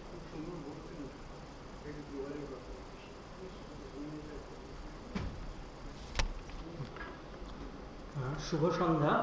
আমি খুব সংক্ষিপ্ত সময়ের মধ্যে বাংলায় মূল কথাটুকু বলে দিতে চাইছি। আমার পেপারের টাইটেলটা ছিল to the Smritis and back, revisiting the importance of Dharmashastras in Bengal renaissance. এমনিতেই আমি প্রাচীন ভারতের উপর গবেষণা করছি, এমনি বেঙ্গল রেনেসাঁ আমার ক্ষেত্রের বাইরে। তথাপি যেটা আপনারা জানেন মোটামুটি, স্মৃতি মানে যা মনে রাখা হয়। প্রাচীন ভারতে স্মৃতিশাস্ত্র তিনটে প্রধান ধারায় বিভক্ত ছিল: রামায়ণ মহাভারত, পুরাণ এবং ধর্মশাস্ত্র লিটারেচার। সেই ধর্মশাস্ত্র লিটারেচারের মোটামুটি সময়কালটা যদি দেখেন, কানে বলছেন খ্রিস্টপূর্বীয় 6ষ্ঠ শতাব্দী থেকে ধর্মসূত্রের রচনা শুরু, যদিও অলিভেল এখন খ্রিস্টপূর্বীয় 3য় শতাব্দীকে সেটাকে সরিয়ে এনেছেন। এবং ধর্মসূত্রের পরে ধর্মশাস্ত্র বা স্মৃতিশাস্ত্র, মনুস্মৃতি, যাজ্ঞবল্ক্য স্মৃতি ইত্যাদি। তারপরে এদের ভাষ্য খ্রিস্টীয় 9ম শতাব্দীর পর থেকে, এবং একদম শেষে 14দশ শতাব্দীর পর থেকে এই স্মৃতিশাস্ত্র এবং ভাষ্যগুলোর উপর নির্ভর করে কিছু নিবন্ধের রচনা হতো, যেগুলো অষ্টাদশ শতাব্দী পর্যন্ত চলেছিল। এদিকে অষ্টাদশ শতাব্দীতেই ঔপনিবেশিক শাসনের প্রতিষ্ঠার সময় থেকে আমরা দেখছি যে এই স্মৃতিশাস্ত্রগুলোকে হিন্দু আইন এইরকম মনে করে এবং দুষ্পরিবর্তনীয় আইন মনে করে কিছু ল কোডস তৈরি করা হচ্ছে। আপনারা সকলেই অবগত কোড অফ জেন্টু লজের মতন গ্রন্থাদি প্রকাশনার ক্ষেত্রে। এখন স্মৃতিশাস্ত্রের যে ঐতিহ্য, তা কি সত্যি প্রাচীন ভারতের সমাজকে যেভাবে বেঁধে রেখেছিল সেইভাবে আবার 19 শতকে প্রয়োগ করা উচিত ছিল? সেটাই একটা বড় প্রশ্ন থেকে যায়। আমি দুটো উদাহরণ ব্যবহার করেছি।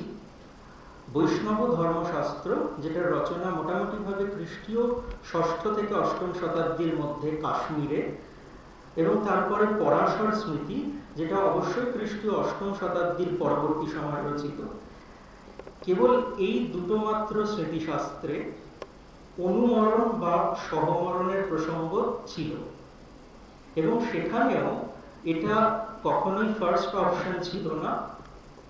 স্বামী মারা গেলে এটা বিধবাদের ব্রহ্মচর্য পালনের বিকল্পে দ্বিতীয় একটা রাস্তা হিসাবে ব্যবহার করা হয়েছে বৈষ্ণব ধর্মশাস্ত্রে, বা এই অব্যয়টা পরিষ্কারভাবে ব্যবহার করা হয়েছে। তাহলে রামমোহন রায়ের ক্ষেত্রে যদি দেখি, তাহলে এই দুটো স্মৃতির বক্তব্যকে নস্যাৎ করে তার বিপক্ষে যেন আইন এবং প্রশাসন কাজ করে, এইটা ছিল তার লক্ষ্য।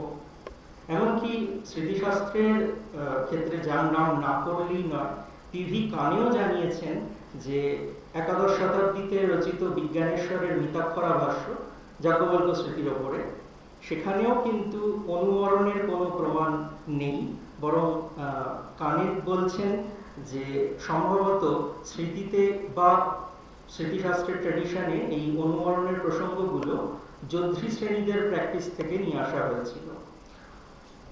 আর অন্যদিকে বিদ্যাসাগরের ক্ষেত্রে উদাহরণ দিই, সকলেই পরাশর স্মৃতির নষ্টে মৃতে প্রব্রজিতে শ্লোকটা সম্পর্কে অবগত। এখানে যে পাঁচটা ক্ষেত্র বলা হয়েছে, তার মধ্যে যদি মৃতে এইটাকে ধরা হয়, অর্থাৎ স্বামী মারা গেলে, অর্থাৎ কোনো মহিলা বিধবা হলে তার পুনরায় পতি গ্রহণের অধিকার আছে, এটা পরাশর স্মৃতিতে বলা আছে। এখন রামমোহনের ক্ষেত্রে আমরা দেখলাম পরাশর বা বিষ্ণু ধর্মশাস্ত্রে যা বলা হয়েছে সেটাকে অস্বীকার করে আইন প্রতিষ্ঠা, এইটা একটা প্রয়োজনীয়তা ছিল। বিদ্যাসাগর মহাশয়ের ক্ষেত্রে শাস্ত্রকে ব্যবহার করে যখন লড়াই করতে হয়েছে, তাকে প্রমাণ করতে হয়েছে পরাশর স্মৃতিরই একটা শ্লোক ধরে, যে সত্যযুগের জন্য মনু, ত্রেতার জন্য গৌতম, দাপরের জন্য শঙ্খ এবং লিখিত, এবং কলিযুগের জন্য পরাশর স্মৃতিকে মেনে চলা উচিত। কিন্তু বিধবা পুনর্বিবাহটা একটা অধিকার দেওয়ার জায়গাতেই থাকলো, এটা তো আর জোর করে আইন প্রণয়ন করে চাপিয়ে দেওয়া যায় না। আমি দুটো উদাহরণ মাত্র সামনে রাখলাম আপনাদের, এবং এর এই যে 19 শতকে স্মৃতিশাস্ত্রের ফিরে আসা এবং তার আন্ডারস্ট্যান্ডিং এর সঙ্গে সঙ্গে মিসআন্ডারস্ট্যান্ডিং, এর কারণটা হয়তো অষ্টাদশ শতাব্দীর শেষ দিকে ঔপনিবেশিক শাসকদের স্মৃতিশাস্ত্র সম্পর্কে ভুল বোঝা বা স্মৃতিশাস্ত্রকে কঠোর হিন্দু আইন বলে স্বীকার করে নেওয়ার মধ্যে লুকিয়ে আছে, কলোনিয়াল নলেজ ফরমেশনের মধ্যে লুকিয়ে আছে, যেটাই আবার আমরা দেখব 19 শতকে রাধাকান্ত দেব বা শশধর তর্কচূড়ামণির মতো যারা রক্ষণশীল ছিলেন তাদের রচনায় উঠে আসছে।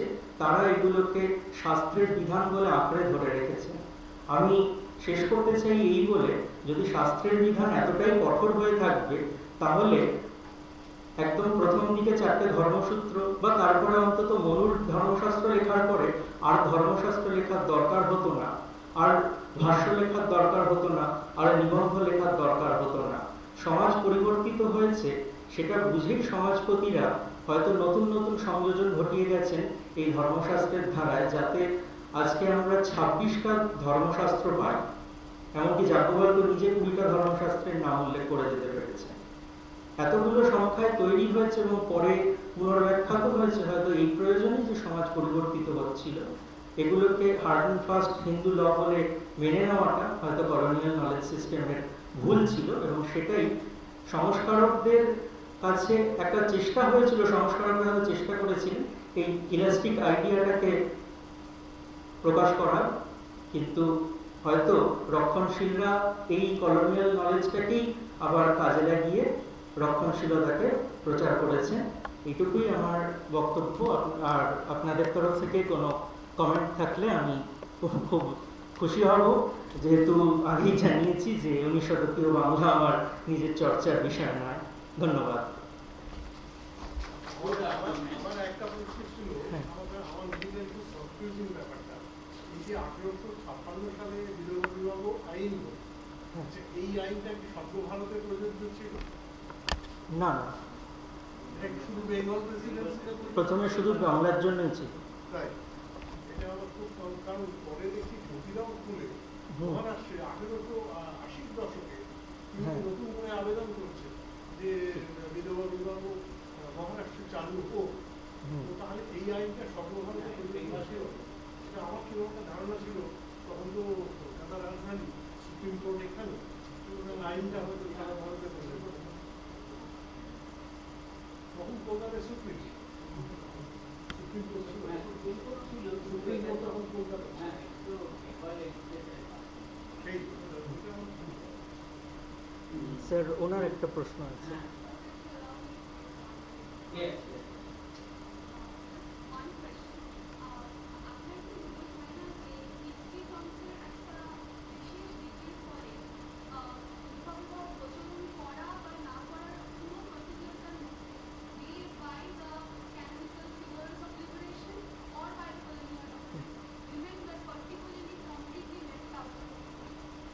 পুরো 19 শতকের সমস্ত সংস্কার আন্দোলন এবং তার বিরুদ্ধে দাঁড়িয়ে যারা রক্ষণশীল আন্দোলন করেছে তারা শাস্ত্রের বাক্যগুলোকে ধরেই আলোচনা করেছে। শুধু নারী সমাজ কেন, মানবাধিকারের কোনো কনসেপ্টও তাদের মধ্যে কিন্তু প্রকাশ পায়নি। তো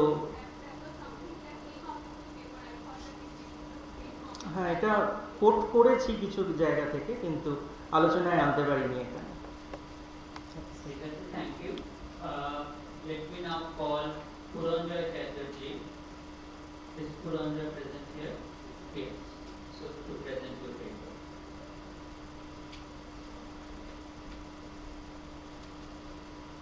Good afternoon, everyone. The title of my paper is Multiculturalism Reflected in the Social Movement of 19th Century Bengal, a comparative study between two local Brahmo Samajes, Bhabanipur and Harinavi. 19th century Bengal witnessed a new trend in social landscape which reflected in contemporary socio-religious movements. Brahma movement was one of them that have a strong philosophical outlook about the life and its existence. With this transcendental philosophical notion, Brahma movement established its strong presence in the society by protesting against the social prejudice and dogmas and tried to reform the society. After the establishment of Brahmo Samaj in 1830, it gradually spread over the Bengal by establishing several branches of it in various localities like Bhabanipur, Harinavi, Konnagar, etc. In this present essay, two local Brahmo Samajes situated at Bhabanipur and Harinavi will be addressed as a case study to understand the multitudinous culture of the social movement of 19th century Bengal. Time is too short, so I am directly going to my topic. The Bhabanipur Brahmo Samaj was established in 1852, and in the month of June, several influential local people gathered in the house of Shambhunath Pandit, who was very close to Devendranath and one of the prominent faces of Bengali intelligentsia. Later on, he became the judge of Calcutta High Court in 1863. In his house, by the help of these influential people, an association formed under the name of Gyan Prakashika Sabha, or Truth Revealing Society, whose main aim to enhance spiritual enlightenment among its members. The association was inspired by the Tattvabodhini Sabha. It became one of the well-known names in the history of 19th century Bengal. Shambhunath Pandit was the president of this Sabha and vice president was Ananda Prasad Banerjee, who was a renowned lawyer and a very good friend of Raja Ram Mohan Roy. Another prominent face was Harish Chandra Mukherjee, well known for his editorship in the famous Hindu Patriot, became the secretary. It seems that both of them have a deep interest in spiritual matters. This society was virtually a Brahmo Samaj, says Shivnath Shastri in his History of Brahmo Samaj. Kashishwar Mitra was also associated with this society, who was an active member of Calcutta Brahmo Samaj in that time and a close friend of Devendranath Tagore. The members of this society tried to implement a totally separate identity and a procedure of prayer from the Calcutta Brahmo Samaj. They tried to go beyond the influence of Calcutta Brahmo Samaj, though Devendranath was closely associated with this society for the very beginning. In the prayer of the society, members used to sing the Gita and multiple selected hymns from different Brahmanical religious texts, which was a completely new mode of prayer introduced by this particular society. But soon there was a distinct division between the members of this society. One group was keen to adopt the name Brahmo Samaj and another one was opposing strongly to maintain separate identity of this society. But at last the first one gained the majority and it became a Brahmo Samaj officially, and with this opinion poll, the second group leaves the society. In the year of 1853, the first anniversary of the Samaj was held. In the same year of 24th June, the Bhavanipur Brahmo Samaj officially established at 71 Padmapukur Road, Kolkata 720, where the Samaj is still there. This Samaj is the opposite side of my house. So, I am not going into deep, I am moving into my next topic, which is Harinabi Brahmo Samaj. These two Brahmo Samajas are very closely related and interlinked. Harinabi Brahmo Samaj was Harinabi was one of the prominent places where the Brahmo movement spread rapidly. But it was not at all easy journey. It faced tremendous social resistance from the conservative. This is the most thrilling part in Harinabi Brahmo Samaj, how these conservative group of the society was really doing harm to the members of the Brahmo Samaj of Harinabi. The father of the Brahma movement at Harinabi is Umesh Chandra Datta, who was born at the adjacent village Majilpur, situated approximately 20 kilometers south of Calcutta. It was an economically and culturally prosperous area and one of the most important cultural centers of 19th century Bengal. It was in Harinabi that the famous Bengali journal Som Prakash was published by the eminent Sanskrit scholar Pandit Dwarakanath Vidyabhushan, a leading educationist of that time.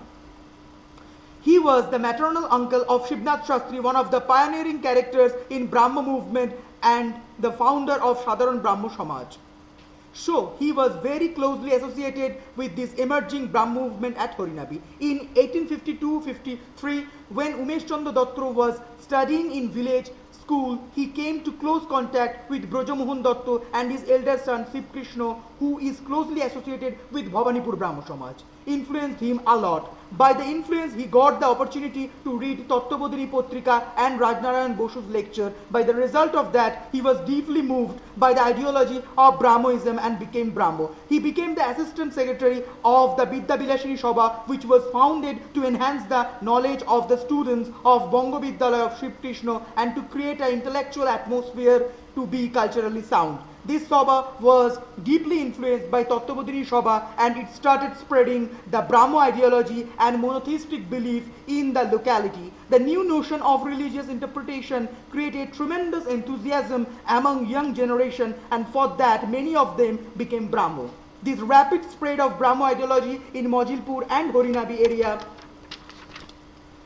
threatened the conservatives, and the colloquial religious belief and hierarchical social order faced the great challenge. That's why they reacted very harshly and the situation getting worse. In 1859, the month of May, Bongo Vidyalaya of Majilpur closed forever, and due to that Umesh Chandra came to Bhavanipur and get admitted in Bhavanipur London Missionary Institution in class 1. When Datta was staying in Bhavanipur, he came to direct contact of the Bhavanipur Brahmo Samaj. That's why I said these two Samajas are very much interlinked, and officially converted into Brahmo. Later on, in 1862, when Datta joined the Joynagar Vidyalaya as his teacher, with the help of Kalinath De of Majilpur, he officially established the Brahmo Samaj in his house. This incident was shown far-reaching consequences. Due to this, Kalinath De faced tremendous trouble in his father's death ceremony. With reference to the context, the death ceremony of Umesh Chandra's grandmother also faced inhuman attitude from the conservative group of society. Not only that, after this incident, due to the pressure of local zamindar, Umesh Chandra was bound to leave the place and he was expelled from the school. By seeing the miserable condition of Brahmas in the locality, another Brahma of Majilpur, Ramnath Ghosh, wrote a book named Paragay Mohaday Dharmarokkar Ki Upay. In 1863, Umesh Chandra started publishing Bamamodini Potrika. In 1866, he joined a second teacher in Rajput school by Dwarkanath Vidyabhushan. After that, Dwarkanath established Horinavi English Sanskrit school and he joined there.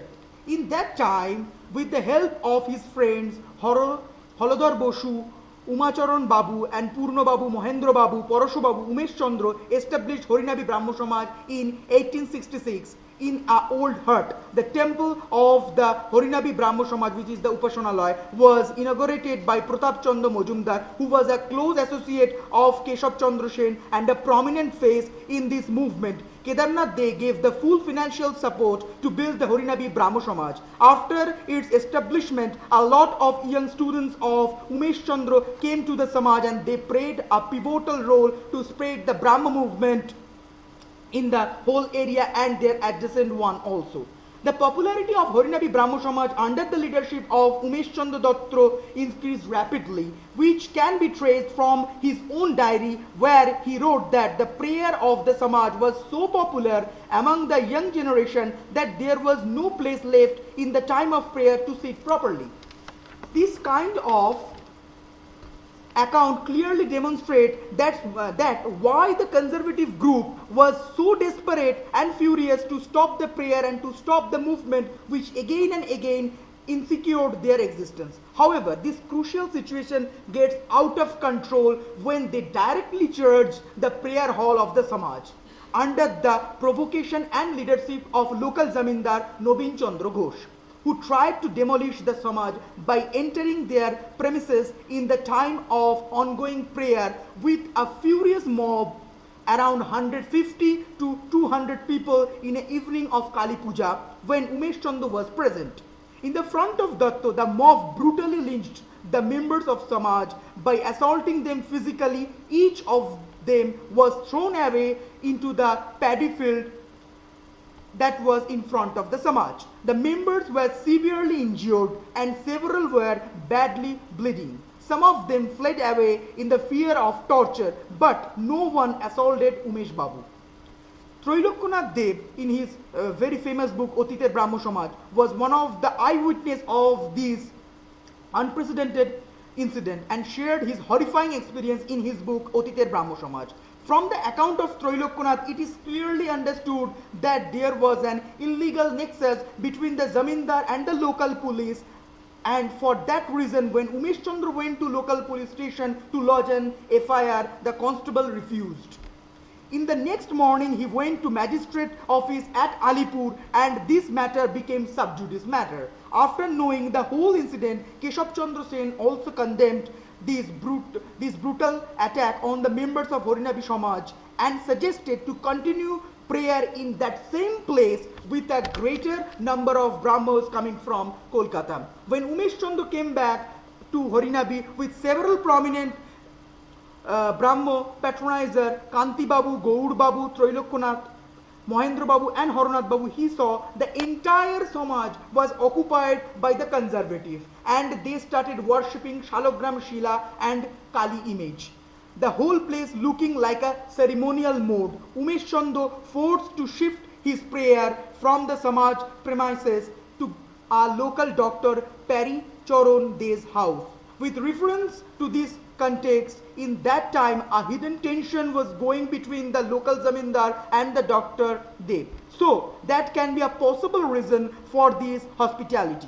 However, with the help of judicial intervention, the local police inspector retrieved the Samaj premises from this conservative group and the local police gave assurance to Umesh Chandra that he can continue his work and prayer without any hazard.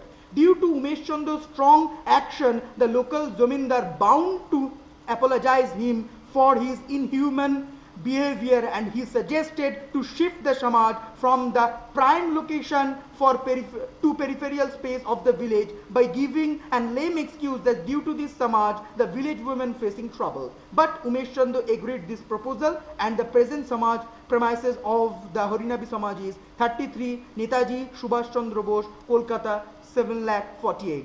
Thus came to existence and the trust deed, thus came to existence the Horinabi Brahmo Samaj and the trust deed was registered in the early 20th century. That's all. I am saying that this Harinabi Brahmo Samaj and Bhabanipur Brahmo Samaj are closely related, as the Umesh Chandra Datta or the Shivnath Shastri and the Dwarkanath Thakur also came to, Devendranath Thakur also came to Bhabanipur Brahmo Samaj for prayer. And not even that, the prayer was going on as the procedure of Adi Brahmo Samaj, and Keshav Chandra Sen, when he was totally separated from the Adi Brahmo Samaj, he also came to Bhabanipur Brahmo Samaj and do the prayers according to the Adi Brahmo Samaj rules and regulations, which is a stunning feature. And in Harinabi Brahmo Samaj, Keshav Chandra Sen first introduced the Nagar Kirtan by the influence of Vaishnavism and the Ramakrishna Paramahansa Dev. So that's all. Yes, thank you. And Thank you. the last speaker, Rakhi Mitro, she is assistant professor, Vivekananda College, Howrah, and I will request her to present now.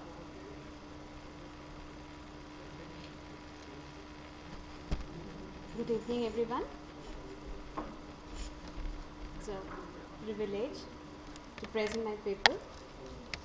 The title is The Question of Women in Bengal Renaissance, Contribution of Dwarkanath Ganguly. With the advent of colonial rule in 19th century, two contextual issues arose. First, the introduction of the new agrarian and commercial relations, along with the introduction of the English education and judicial system, curated an urban Indian intelligentsia in the metropolis of the administrative structure. Secondly, fraternizing with this rise of the urban Indian intelligentsia, social reforms became symbolic and literary indicators of Western modernity. The upliftment of the status of the women was one such expression of modernity. In response to the changes brought about by colonial rule, as accepted values were severely challenged. There was a heated debate among the contemporary intelligentsia on widow burning, child marriage, women's status, and the pros and cons of female education. The intensity and scale of these debates have distracted an investigation into the extent to which the ultimate objects of debate, women, were involved in the process of change, or whether their lives were significantly impacted by it. The plethora of literature aimed toward the contribution of the dominant role of the Indian male members of the society in dismantling the unequal status of the Indian female. The ultimate objective thus was to produce a modern egalitarian society, a prototype of the West, or a precursor to Indianized form of Renaissance. Social reform movements that occurred in the 18th and 19th century Bengal had regarding this women and their status in the Indian society, and it had a great impact. Like Bengal within this ambit showed an aggressive role. Personalities like we all know, as since yesterday we are discussing the contributions of Ram Mohan Roy, Ishwar Chandra Vidyasagar, Keshav Chandra Sen, and various others radically tried to alter the positional stance of the women. They became the leaders of society. In consequence, the shattering of the deplorable society was painted over to the traditional values and knowledge system juxtaposed to the modern value system. All the scholarships are centered around this relational specificity of the gender attributed to the inner and outer core of the sovereign life.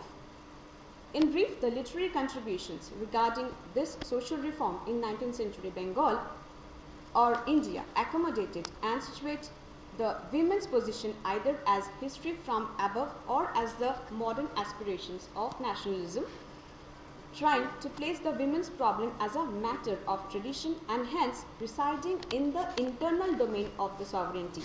With the turn of the century and the introduction of the print media, women, especially from the upper and middle strata of the society, began to develop alternative trajectories of public arguments regarding colonialism and modernity. The present paper focuses on the life, philosophy, and world of a less known and talked about personality in the Bengal Renaissance and his understanding of modernity and women empowerment, Dwarkanath Ganguly. is one such individual who is significantly absent in the contemporary discourse. One of the most important reasons for this conspicuous absence may be our nonchalant approach to understanding the many aspects of man's psychology. One such aspect may be the age-long compliance process with the social orders determined by men at different times. With the change in production system or production relations rather, even in the colonial period, norms of social relations changed. As mentioned earlier, women started to define the boundaries of traditional thoughts remaining within the periphery of a father or a husband. This historical progression of the idea of male and ego is embedded in a narrative that postures itself as correlational. The variables are causally related, and any hypothesis constructed based in these two units is always positively causal. Like in this context, I would like to mention and I would like to focus on Darpanand Ganguly's concept and notions of gender equality, where I must say, and it's a dark of time, so definitely I must concentrate on one single agenda, that is gender equality, where he emphasized a lot. This traditional scriptures delimit issues such as polygamy, child marriage, widow remarriage, and intercaste marriage, especially after the inception of the colonial rule. It is evident in the rise of the number of sati or Kulin Protha and other traditional practices soon after the inception of the Regulation of 1829 and the Act of 1856, as my previous speakers also spoke about that. Facing such a deplorable societal situation was a common practice for any educated middle-class Bengali man, and that too if he was proselytized in a specific model of educational and cultural moorings. Preliminary, it was Akshay Kumar Datta's Dharmaniti that profoundly impacted Darpanand Ganguly. Datta's principal idea is that women should be liberated from all the bondages, which is vital for social reform or change, and had a significant influence over Darpanand Ganguly. The customary killing of a girl child if she strayed from the Kulin Protha, that is the orthodox upper caste system. At that tender age of 17, he was stunned. Darpanand Ganguly was stunned to such an extent that he promised not to go into this polygamous marriage system. That was the universal framework in upper rank society back then. The momentum was carried forward with his active involvement in Dhaka Brahmo Samaj, situated in Dhaka, founded by Broja Sundar Mitra. And all these effects, which was then in the events, in the course of actions, Darpanand Ganguly remained stubborn, that is with his wife, Kadamini Ganguly, as she was first medical practitioner from Bengal, and he never showed the tensions of accepting the narratives of a successful woman and a homely man. It was not even entangled by the modern man who is supposed to be the epitome of power, empowered by reason. Perhaps this is one of the turning points of Indian modernity, where the male did not cross swords with the embellishment of ego. The question of dominance was replaced by consistent and active support.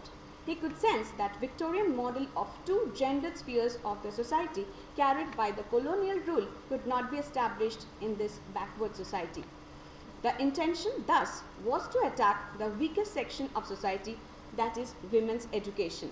The formative period thus was to attack this formative period of the so-called Renaissance is understood as a perspective and offshoot of European Renaissance. Its criteria being scientific outlook still carried the Victorian model.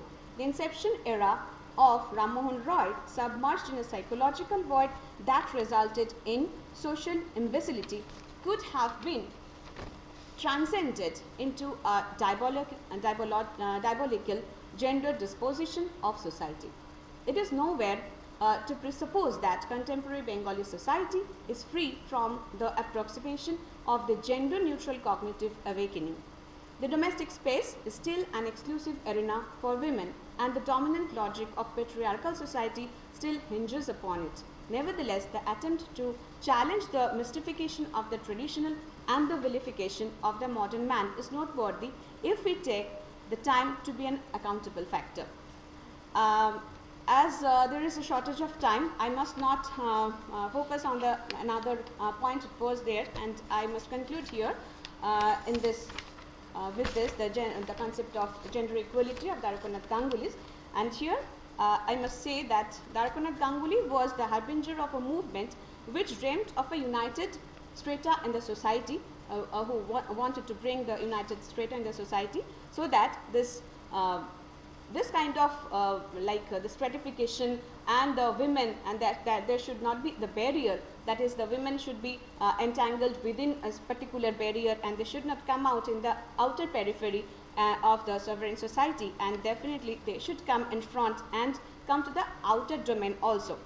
The post Ram Mohan Roy era did have individuals who had significantly played an active role in their silent way. Among them, Darakunath Ganguly was one of the leading men who have not talked much about. Our study may lack enough resources, but the endeavor is to look at the time frame when Bengali intellectuals provided an alternative mode of political participation.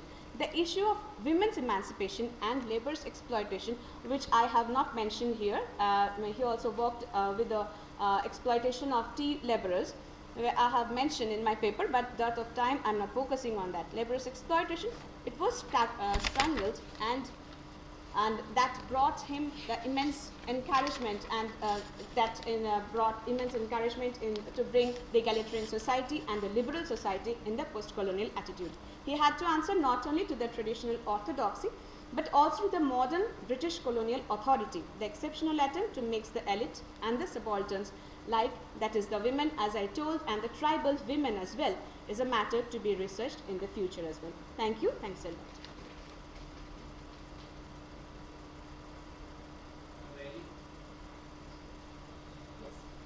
A very nice paper, but we are lacking time, so we don't discuss much. There were lots to discuss. So, but we have already gone late, and